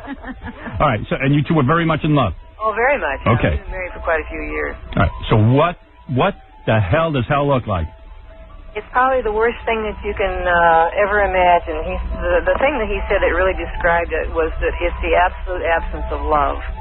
And it's just everything that you ever heard about is true. It's a cesspool, a garbage pit. It's horrible. You don't want to go there. Why did he go there? So he could come back and tell people. He asked God. He said, why me? And God told him, so you can come back and tell people that there really is such a place. All right, let me get this straight. So when you die, immediately, there's no gestation period. Immediately you go to hell. You either go to hell or you go to heaven. It's your choice. All right, but your husband was sent to hell first just for the heck of it, and then God was going to let him see both places. That's right. Okay, so when he saw hell, it was like a garbage pit. Terrible. All right, bright red or dark? It was dark, very, very dark, and a stench that you can't believe. Who was there? He didn't really see... Sam Kinison, right? He saw people, but he didn't really see any faces. I wonder if hell is as hot as our studio on Mondays. It's probably hotter. Yeah. And just why were these people sent there? Does he know? Because they'd made the wrong choices. If you were given a choice in life, we either follow Satan or we follow God. I see. So it's up to us. I wonder who I'm following. I think I'm following God, but I mean... What if you don't make a choice? Pardon? What if you don't make a choice? Well, you have to make a choice. Do you have to be Christian to go to heaven? Yes, you do. You do? You have to accept the Lord Jesus Christ? Yes, you do. Hey, then I'm in. I've accepted What him. about Jews? You have accepted him? Oh, yeah. Well, you know, God gave me a word for you, Howard. What is it? What is that? He said he's very much interested in you. Really? Very interested in you. Now, you speak to God also? Not inaudible, but once in a while, you know, he'll tickle my ears, and you don't hear an audible voice. It's just something you know. God's interested in me? He didn't give you a message for me. No, not you, because you haven't accepted Jesus Christ. You too, Robin. What? He's interested in me, too? Yes, he is. Did God see my movie? Pardon? I wonder if God saw my movie. He sees everything. He sees it all. I hope he saw it. Well, I'm just wondering, though, what choices are the wrong choices? No, if you don't accept the Lord Jesus Christ, you're not going to heaven. So what about the Jews? What about Jews? Are they all in hell? If they don't accept him, yes. I knew it. Jesus Christ, all the Jews are in hell. That's right. The Bible's very clear on that. Although they say the Jews run hell, so it's not so bad. They don't mind. I don't know anything about that. Right. All right, so you're telling me your husband, so did he meet Satan? It wasn't Satan as most people perceive him. It was just an evil presence that you could feel. And all during this experience, he was followed by a red glowing eye, and he perceived that to be Satan. I see. Oh, one big eye. And he didn't have a conversation with Satan, did he?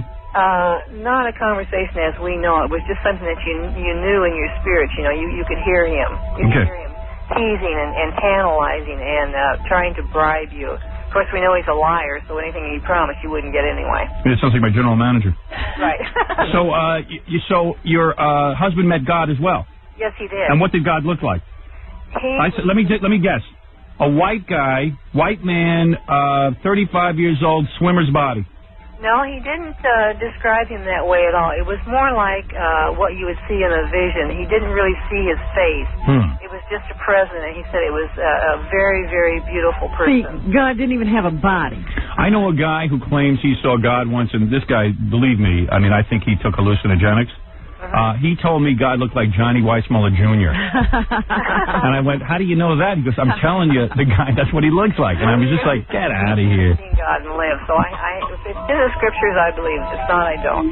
Right. So I don't think you would actually see his face, but you would see a presence, and you would see the love emanating from that presence. Now, let me ask you something. Were you very religious before your husband had this experience?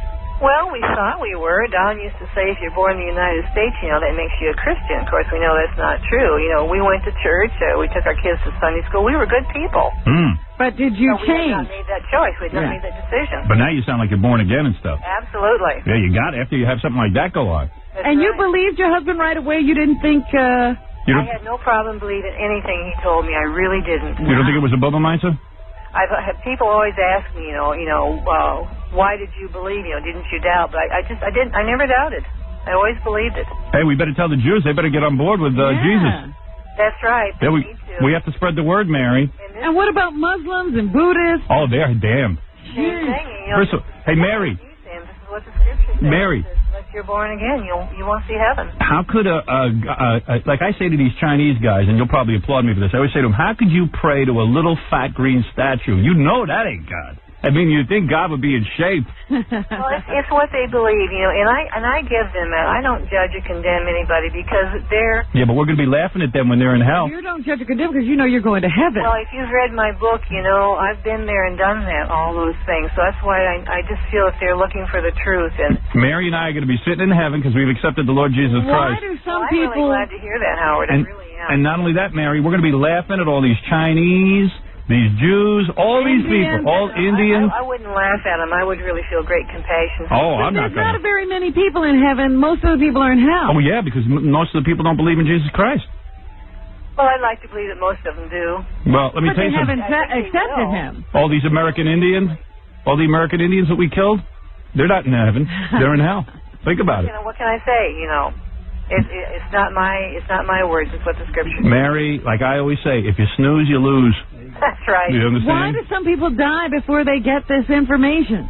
You're stupid. Oh.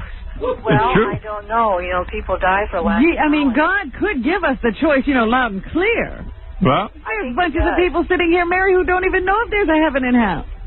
Well, that's what the Scripture says. My people die for lack of knowledge. Now, Mary, you're calling from a trailer in a trailer park, right? Yeah, we're kind of on vacation right now. Yeah, because you know what? You deserve better than that. What do you mean she's on vacation in a trailer park? Well, I have a beautiful home in Florida. We're just up here in Michigan for the summer. You remarried?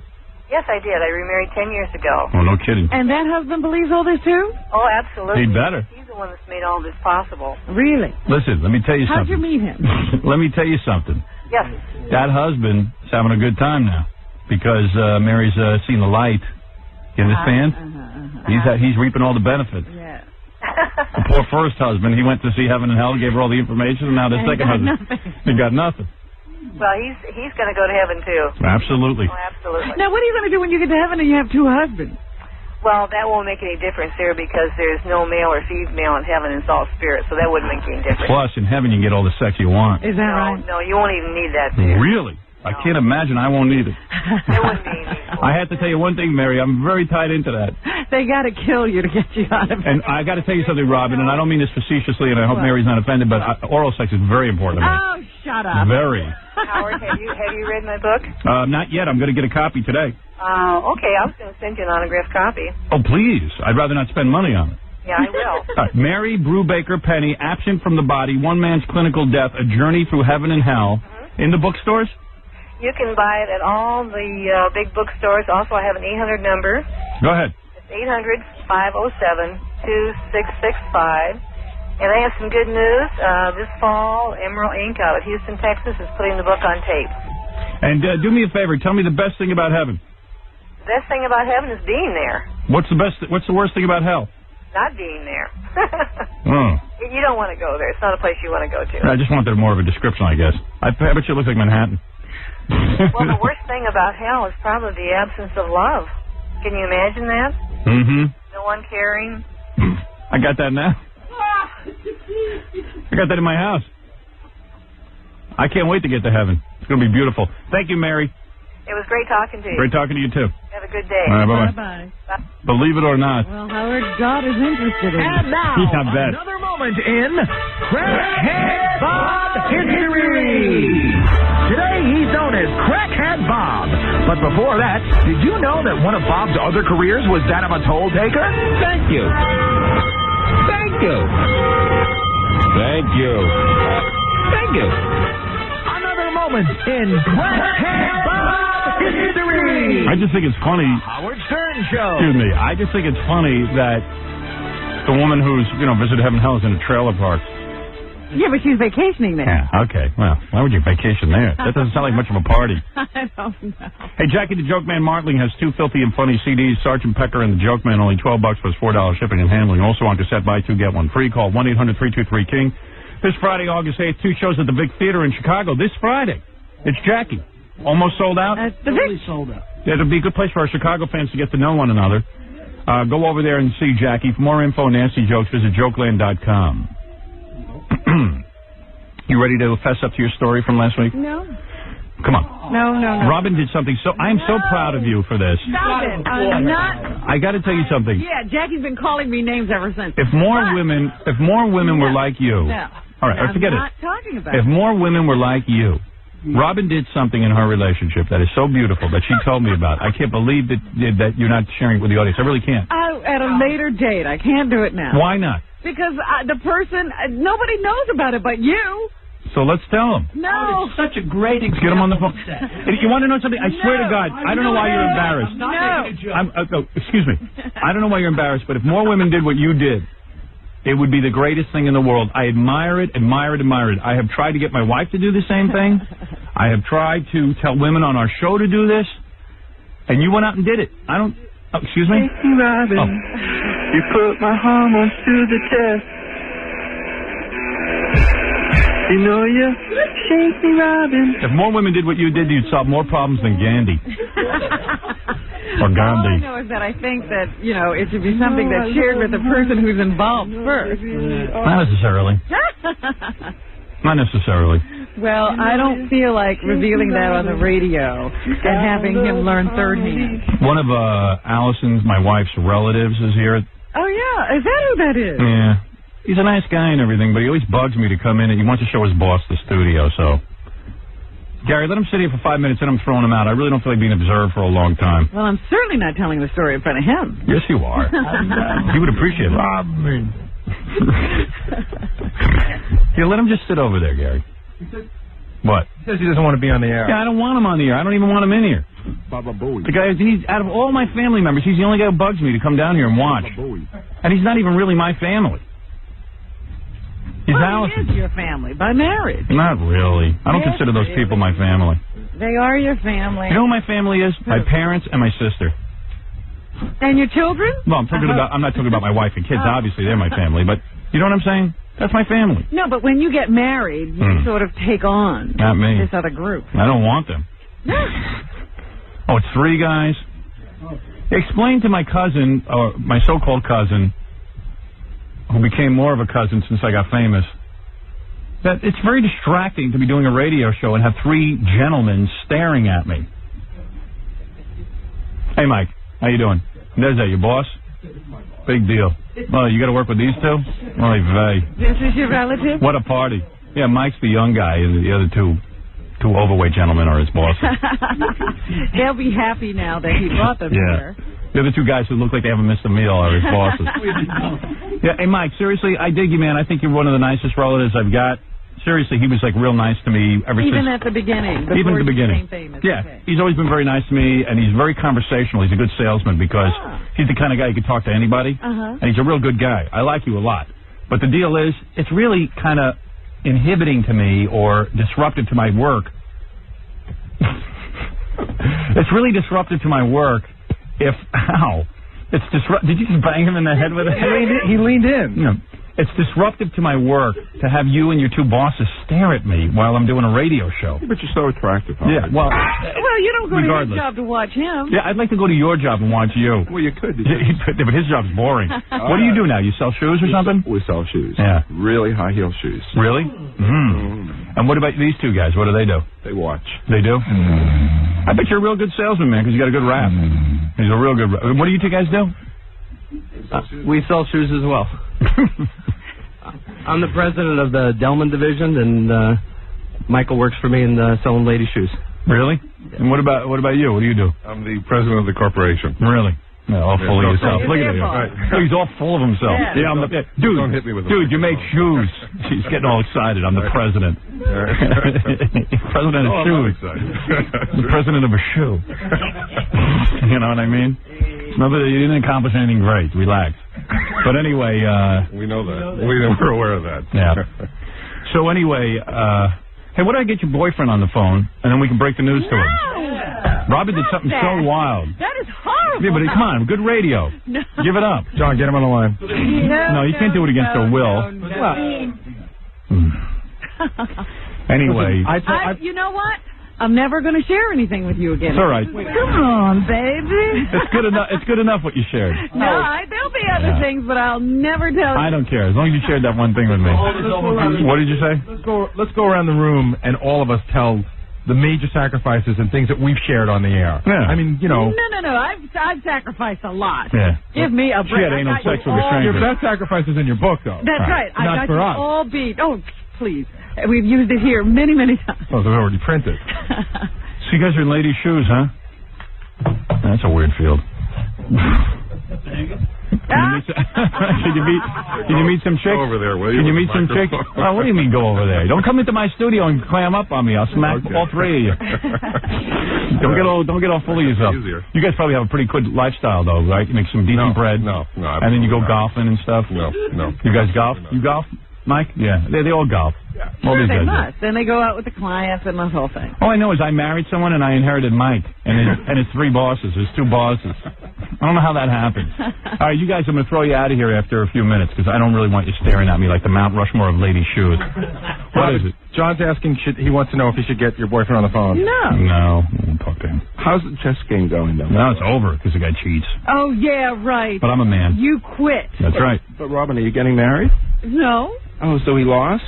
That's right. Howard Not lost. really. Quit. I would have had the guy beaten in 2 more moves, but I couldn't see the board. Without your queen? All right, hey, if that's your man and you wanna defend him, go ahead. No. You knew that you had a problem with that space on the board, and you moved into that area twice. Yeah, well, if I could have seen it, I wouldn't have done it again.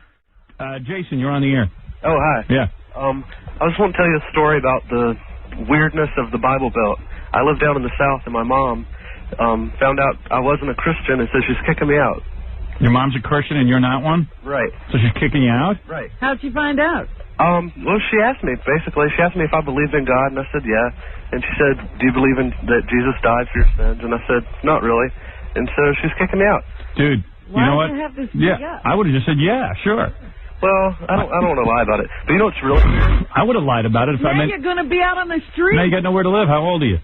19. Well, your mom sounds like a real fruitcake. I'm going in the Air Force. Yeah. Well, you know what's really weird about You'll my mom? find Jesus. You know what you ought to do? You ought to go into ladies' shoes. That's a real good job. I just learned that.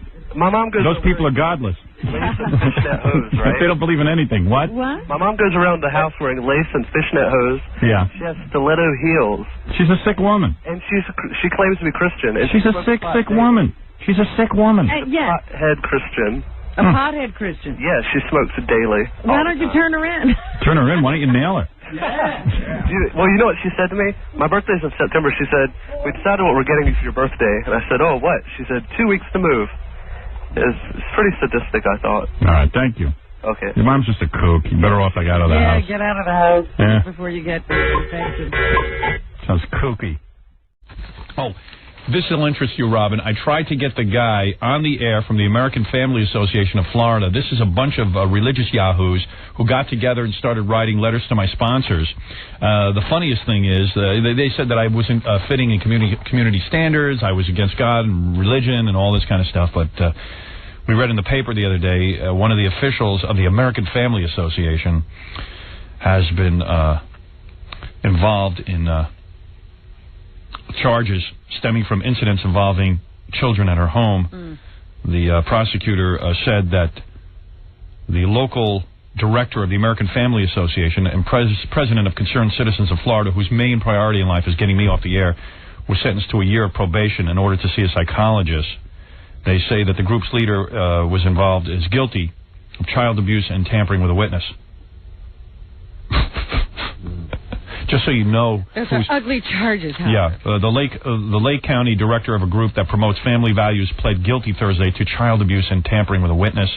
Evidently, out there, that's not such a bad thing because you only get a year's probation. On the other hand, if I talk about sex, I got fined $1.7 million. And you're not even talking about sex with children. No, that's next week. All right, that's next week. Yes, Baba Booey. Well, I thought you wanted to talk about the phone call I made. Yeah, so Gary made a phone call to the American Family Association of Florida and called, I guess, whoever is their president, and said, hey, why don't you come on the air with Howard? And what did the guy say to you? Well, he said he wanted to think about it, but he seemed pretty open to it at first. So I called him back like in 2 days, and he said he went to the higher-ups, maybe the national people, I don't know. Yeah, higher-ups, like there are higher-ups. He went to the higher-up. Who's that, God? And they unanimously suggested that he not do it. So then I said, well, you know, you put this thing out there, you wrote it, certainly you stand behind it. And he goes, absolutely I do. And I said, well, why wouldn't you come on the show to put out your side? Howard could talk about his side, and you can discuss it. And he said, everything I have to say is in that paper. So I said, well, you wrote it, and then you don't stand behind it. He said, I do stand behind it.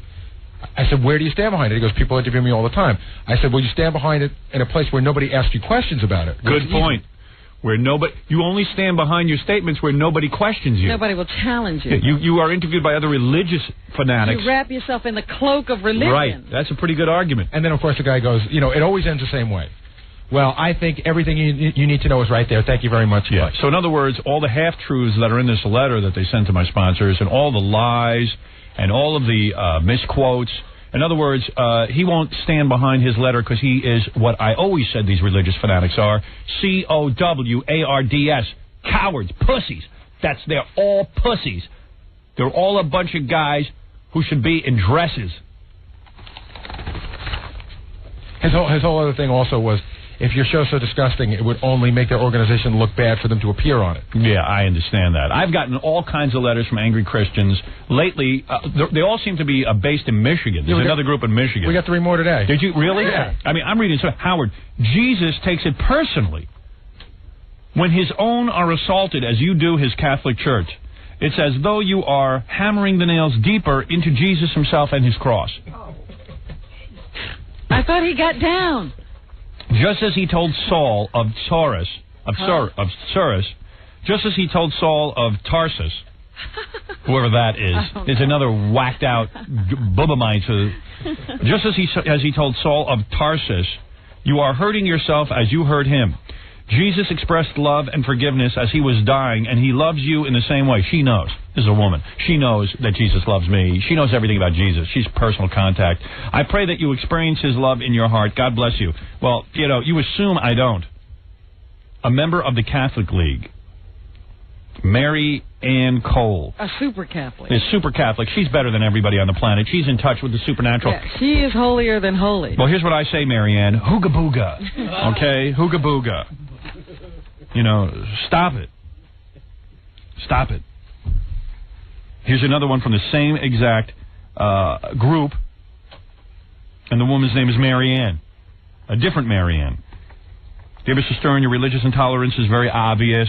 As a Catholic woman, okay, so I'm a Catholic woman, so what? As a Catholic woman and a member of the Ladies' Ancient Order of Hibernians. Oh, boy. Can you imagine whatever that is? Ancient Order of Hibernians. That's a group of wackos who get together and convince themselves that they know God better than the rest of us. They have a secret handshake. Yeah, and they know God so well that they can write us letters and tell us what God's love is all about and how to win God's love. They're smart. We're stupid. They're speaking on behalf of God. Yeah. I am extremely offended by your satire against the Catholic religion. Like, we don't talk about any other religions. And it's all right if you lampoon the other religions. Yeah, because they don't even matter. But Catholic religion is the real religion now. Yeah. These people are kookier than the Halebach gang. Yeah, because their religion doesn't tell them to go anywhere. Right. Yeah, the only thing they're not doing is cutting off their balls. Other than that, there's no difference. You might as well pray to Star Trek.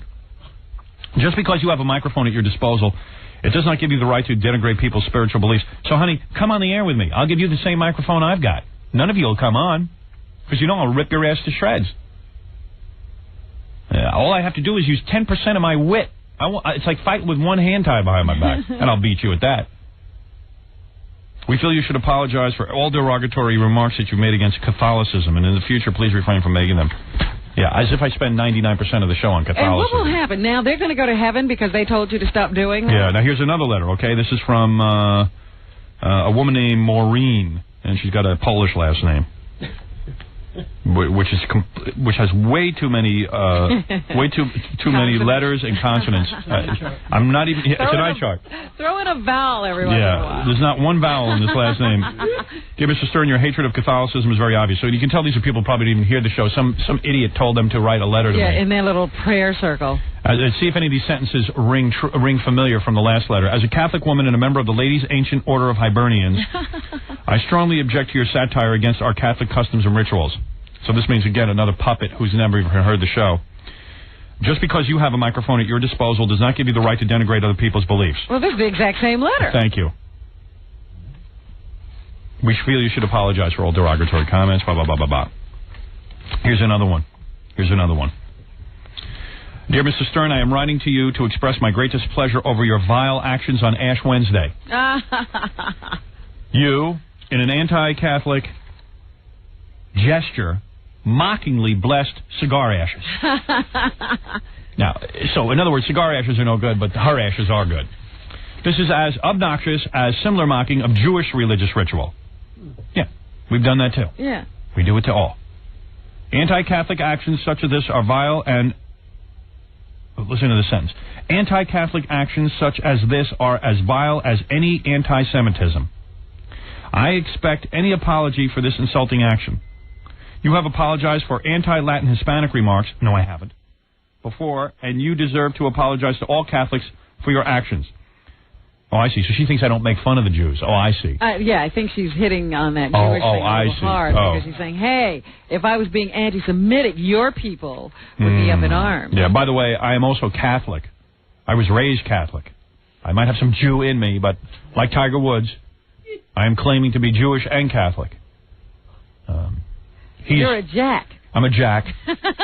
He's a blink, a black and a chink. I can do the same thing, okay? I can hide behind multi-religious background. I'm doing it. So there. Na. She says that if neo-Nazis or Ku Klux Klanners made similar mockeries of Jewish or African-American ceremonies on Passover or Martin Luther King Day, What ceremonies do we have on Martin Luther King Day, please? Please, they're not allowed. They would be properly condemned for such mockery. Your actions are just as bad or worse. Blah, blah, blah, blah, blah. Here's another guy. Call all these people. They'll never come on the air with me. Pussies. What is it? I just want to let you know the Ancient Order Hibernians. It is the Irish group that won't let the gays march in the parade. Yeah, please. Where's their brain at? Like, gay people don't have a right to be in that dumb parade. Quite frankly, if I was gay, I'd be embarrassed. I don't want to be in that parade. I just want to be there with a bunch of drunks.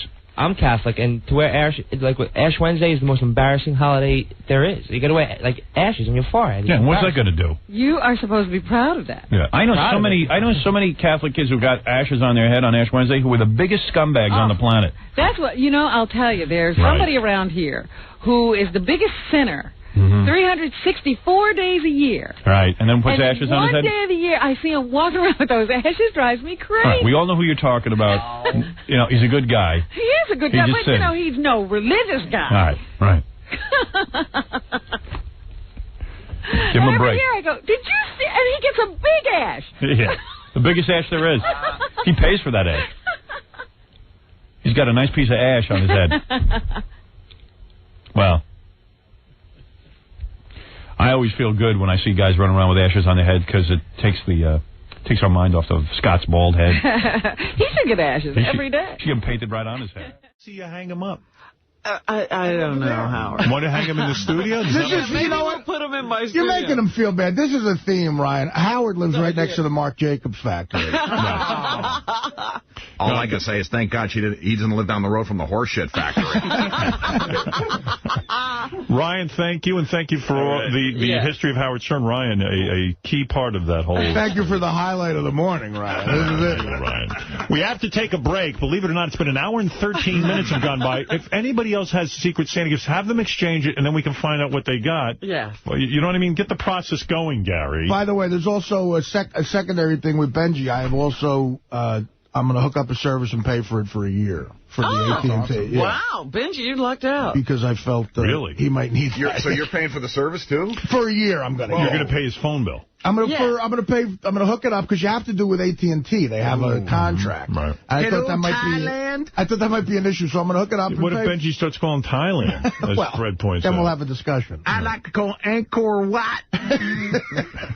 I will be back right after these words. Yeah, baby. Very nice. Thank you. I played this yesterday, but I got to play it again. Sal went down to... If you missed this, it's worth listening to. Sal went down to Rockefeller Center, grabbed the tourists, and told them that the Jews wanted the tree taken down. Yes. Which isn't true, but he just told them that, and he got their response to it. I thought it was really good, because the tourists were ready to pounce on the Jews. They were saying, bring back Hitler. Yeah, they were ready to... what did we say? They were ready to take the tree and push the Jews into the oven. How do you feel about the Jewish people protesting to have the tree removed? Well, I have to look at a menorah every day, so I don't see any reason why they can't look at a tree every day. Absolutely. Well, this is New York's tree. They shouldn't do anything about it. Maybe they should go back to their own country. And, like, New York, we're like a big family, And they don't like that. They don't like to be together with other people, only themselves. You know those Jews don't like to be together with people. And they can't stand other people getting together. Right. That guy really has his finger on the pulse. I mean, is there one group of people they've been here longer than anybody almost? Like, what is he talking about? He didn't sound like he's even been there this long. The Jews have their own country, and they should go back to it. No, the tree stays. And so does Christ stay at Christmas. Right. They come over here because of our freedoms, and they're trying to take our freedoms away. What do you think their agenda is? I don't think they have enough to do. They're looking to make trouble. Jews aren't that busy. That's true. See? No, they're not industrious at all. Always hanging around. They're not hanging around a tree in Rockefeller Center. Taking down trees. This woman's busy looking at a tree. I'm sorry, ma'am. Aren't the Jews busy controlling your money? Oh, I think some of these people have, they have mental health issues, I think, some of them. They're illogical. At least he said some of them. And the Jews are mental, yes. I think it's a psychological disorder that they have. They have a lot of free time. Yep. The Jews, again, have a lot of free time, and psychologically they have disorders. And they come over here for our freedoms. But then they try to take them away. Right. Well, what are you going to do? What was that, Laura Bush? No, Robin. They don't think that. All right, well, there it is. Holiday cheer for you. I did hear a story from Long Island where there was some town that had like a 20-foot menorah, and they were planning to have a permanent Christmas tree, and they started with, like they planted this little 7-foot tree, and they decorated it with lights, and then they had the 20-foot menorah standing next to it. Well, the people were up in arms in that community. They were like, we can't have any 7-foot tree next to a 20-foot menorah. So why don't they get a 25-foot tree? Well, they cut down the living tree and put in a 20-foot tree. The one they planted, they cut down? They cut it down. God, people are nuts. Yeah, people are nuts. What the fuck? Well, it's like, I'm listening to this McLaughlin group, that public affairs show that airs on NBC in the morning. There's this guy on Lawrence O'Donnell, I don't even know who he is, and he's screaming about Mitt Romney's a Mormon, and he's disgusted with it. Oh. Yeah. People are nuts with religion. Listen to this guy. I'm not a Mormon, but I do play one on TV. Are you a Christian? On Big Love, the HBO series that has been a real headache for Romney. Here's the problem. He dare not discuss his religion. And he fools people like Pat Buchanan, who should know better. This was the worst speech, the worst political speech of my lifetime, because this man stood there and said to you, "This is the faith of my fathers." And you and none of these commentators who like this speech realize that the faith of his father is a racist faith. As of 1978, it was an officially racist faith, and for political convenience, in 1978, it switched. And it said, okay, black people can be in this church. He believes, if he believes the faith of his fathers, that black people are black because in heaven they turned away from God. In this demented Scientology-like notion of what was going on in heaven before the creation of the earth. Mormonism disqualifies him from being president. I'm saying he's got to answer. When he was 30 years old and he firmly believed in the faith of his father that black people are inferior, when did he change his mind? Did the religion have to tell him to change his mind? And when he talks about the faith of his father, how about the faith of his great-grandfather who had 5 wives? Well, look, my great-grandfather had slaves. And I don't believe in slavery. And his religion is based on the work of a lying, fraudulent criminal named Joseph Smith, who was a racist, who was pro-slavery. His religion was completely pro-slavery. My point is, this guy said his beliefs. He is living by the precepts of his faith. This is a good man. He is a courageous man in what he has said. His religion believed in slavery. I know it. But look, listen, the Christianity condones slavery. You don't believe anything he believes, Pat. You don't believe any of it. Christianity stood by while Jews were being slaughtered there. Christianity and Christians own slaves. Yeah, I mean, what was he talking about, this guy? Let Pat in. Every religion has had its scandals, and I don't think we hold everybody who follows a religion responsible for all of the... Do we hold everyone responsible for the actions of priests when they are alone in a room with a boy? The Inquisition is the faith of Catholics. Yeah. I mean, what? They burned witches. I mean, what are we talking about? We're going to look into everybody's background? Every religion is dopey. If you go back far enough, we got to get rid of everybody. Yeah. Every religion was created by a man who was trying to get everyone under control. Right. That's what religion is. What do you think? And sometimes they went a little too far. Negative you do when he says, I believe every word of it. He was offered an opportunity to distance himself from the evils of his religion, and he didn't. I am not comfortable. It was pretty funny the other day, too. Fred Thompson, they had those Republican debates. Yeah, again. And Fred Thompson, the actor dude, who, wants to be a president, like but not work that hard at it, I think. I think he kind of wants... I think he likes the limelight. You know, he wants to be, in front of the cameras. I might vote for him just because of that wife. She's got the hottest first lady. You want the hottest first lady Oh, my God. ever. Like, people used to say Jacqueline Onassis was hot. She wasn't hot. Fred Thompson's wife is hot. She's sexy, dirty hot. Well, Jackie Onassis was first lady hot. Yeah, compared to, like... The others were, forget it. Eleanor Roosevelt? Come on. Lady Bird Johnson. Mamie Eisenhower. Let's get real. You don't think Mamie Eisenhower was hot? I never thought that... Bess Truman? Yeah, I never thought that JFK's wife, what the fuck's her name now? Jackie O. Jackie O was that hot. Yeah. Rosalind Carter never wore panties. I don't know if you knew that. But the thing is that Fred Thompson's wife is hot. I mean, she's Hollywood hot. She's stripper hot. Stripper hot, right. Big titties, blonde, standing there. He looks like a guy who tipped way too much at Scores. But anyway, he said, they said to him, the commentator, or the moderator, I should say, said to all the candidates, raise your hands if you think global warming is a problem. He wouldn't raise his hands. Right. He says, I'm not going for that. Yeah, that's pretty cool. I would like to see a show of hands. How many of you believe global climate change is a serious threat and caused by human activity? I'm not doing hand shows today. No hand shows No today. hand shows today. And so, is that yes or no for you? Do you believe that global climate change is a serious threat and caused by human activity? Well, do you want to give me a minute to answer that? No, I don't. Well, then I'm not going to answer it. Okay. How about 30 seconds? No, I want you want to show hands. I'm not we're going to follow up on that, but what I need to know is who believes global climate change is serious and caused by human activity, and then we'll talk in more detail about it. I believe that global climate change is climate change is real, and I've been involved in it. I'm going to start with Senator McCain and come back to Mary Giuliani. I've been involved in this.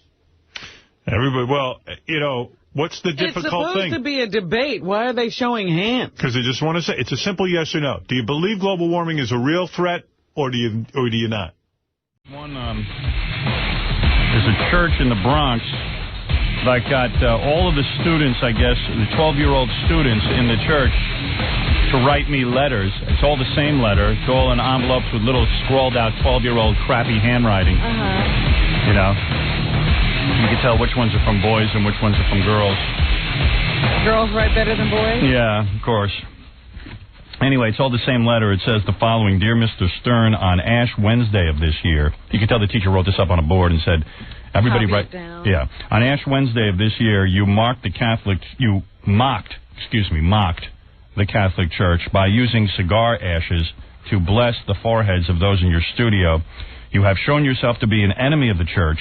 Please refrain from any other attacks on the church. So this church up in the Bronx is training 12-year-olds to know that I am an enemy, to take me and set me up as the enemy. Well, they're training lemmings. Don't sit down and write what you would think. Write what the teacher puts on the board. Yeah.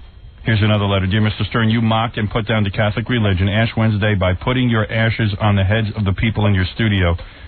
Now you are an enemy of the church. Please stop.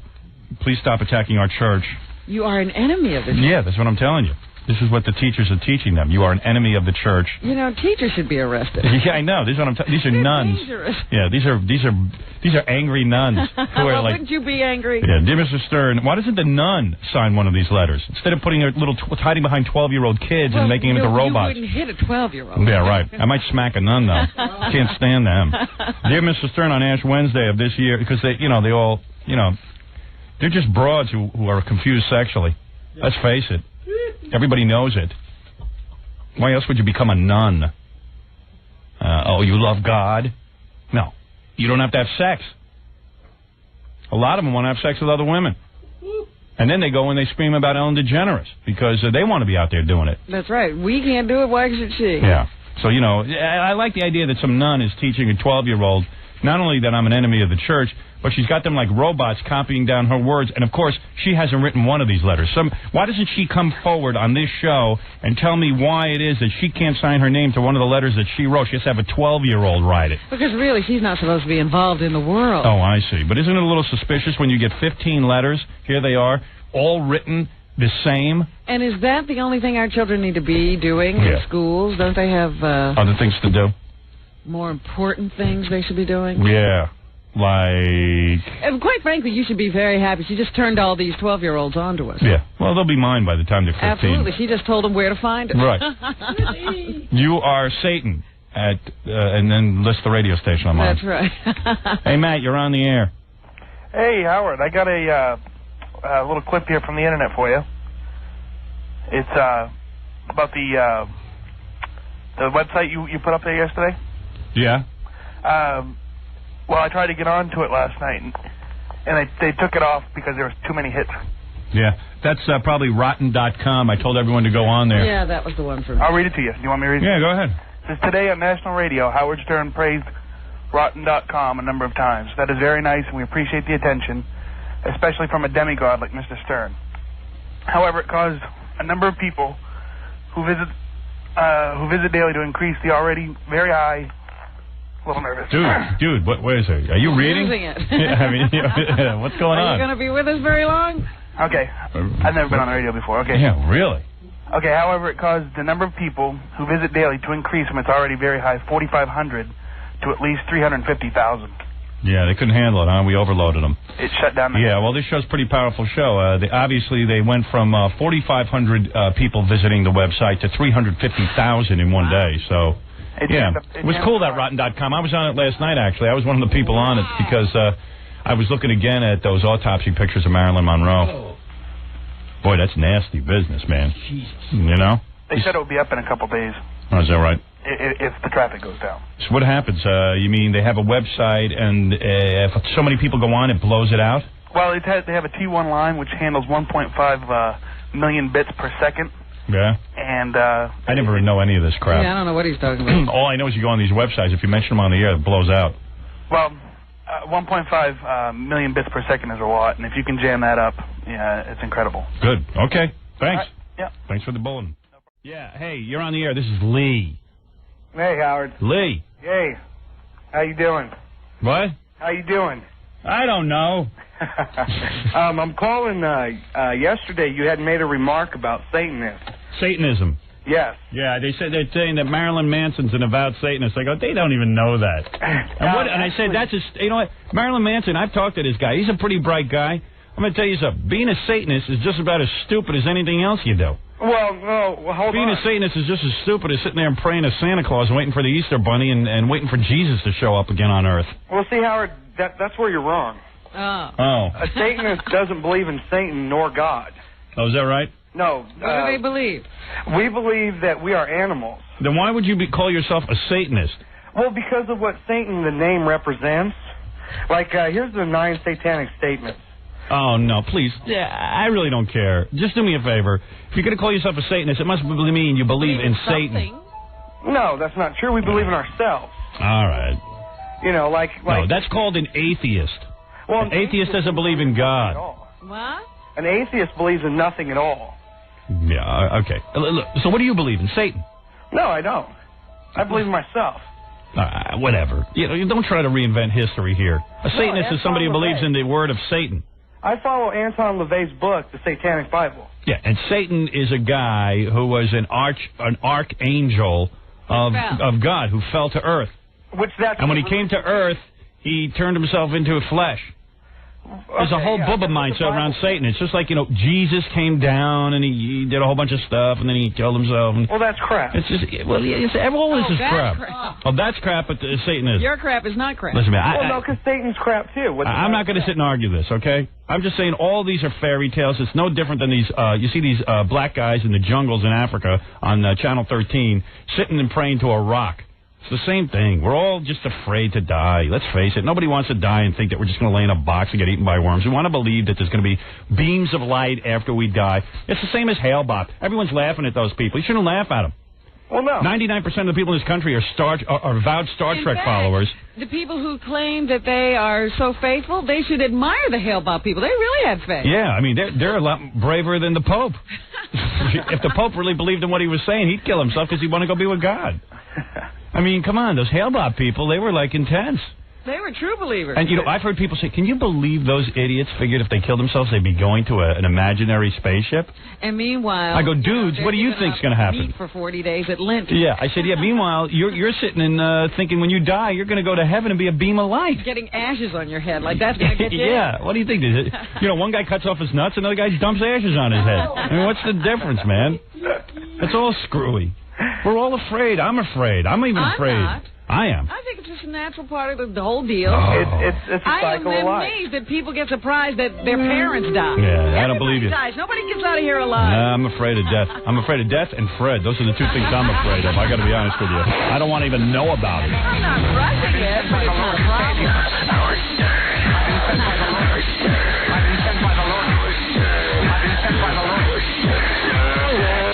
Hey, you know what movie sounds like it's going to be really cool? You know, I've been looking over the summer releases and stuff, and I got to admit that I think Bruce Willis has a real winner on his hands. I've been wondering about that one. The Fifth Element, man. That looks so cool. I went to the movies. I went to see Private Parts again. Of course, our movie. That's the only movie I go to see in the movies because it's the only good one around. And I figured it's going to be out of the theaters pretty soon because it's getting ready for its European release. And I'm sitting there, and they ran about 90 different promos. And the only one that caught my attention that looked really cool was this new Fifth Element, the Bruce Willis film. I guarantee you that's going to do more business than Batman. In fact, that's what Batman should look like. I was looking at the promo, and you know I'm a fan of Arnold Schwarzenegger. I love everything he does. But they got him, Joel Schumacher's got him dressed up like a gay caballero. I said gay Terminator. A gay Terminator. Like Mr. Freeze is in a gay Terminator's outfit. It looks absolutely ridiculous, completely non-threatening. You would laugh at a guy like this. You would just laugh at a guy like this. And there he is, sitting there. And he's walking around in a goddamn gay Terminator outfit. When he comes down those steps, I'm afraid he's going to hurt himself. Yeah, and he's walking sideways because the damn moon boots are too big. You can't even get down the steps. Yeah. And Drew Barrymore is completely out of it. Uma Thurman looks stupid. That's no supervillain. Not Drew Barrymore. She's not in it this time. Oh, Uma Thurman. Uma Thurman and that Alicia Firestone. I get those two confused. Alicia Firestone. Silverstone, whatever her name is. Firestone. Alicia Silverstone, who's completely chubby. She's in a Batgirl outfit with nipples, and she looks chubby in it. They had her in the Batgirl outfit. She looks chubby. I'm waiting for it to explode. I mean, you know, Batgirl, I would think there's just too many goddamn characters. You got a gay Mr. Freeze. It's just completely insane. And it's just not happening. It doesn't look futuristic. It doesn't look cool. I can tell already just from the promo reel it's not going to be cool. It's getting closer and closer to the TV show. Yeah, as we go along. Exactly. Instead of like the original Tim Burton Batman, which was so cool. But Tim Burton's cool, and he's going to make a new Superman, so that's good. But if you take a look at this Fifth Element, they got this whole futuristic society. He's a taxi cab driver, and they're flying around in the sky, and it looks real dark and dingy and evil and disgusting and gross, but yet so futuristic and real. Like, you know how when you go through Manhattan, it's scary? Like, this looks scary. It just looked really good. So I'm pegging that one as the winner of the summer, just based on about 3 minutes worth of film that I saw. Well, it's just surprising to me that we always find the future scary and dark and dingy. Yeah. Yeah. Well, believe me. We don't want to die. Yeah, it will be dark and dingy. Well, at least we know it's something. I don't want to lay in a box. But okay, hey, listen, I got to take a break. We'll come back right after these words. You're listening to The Howard Stern Show.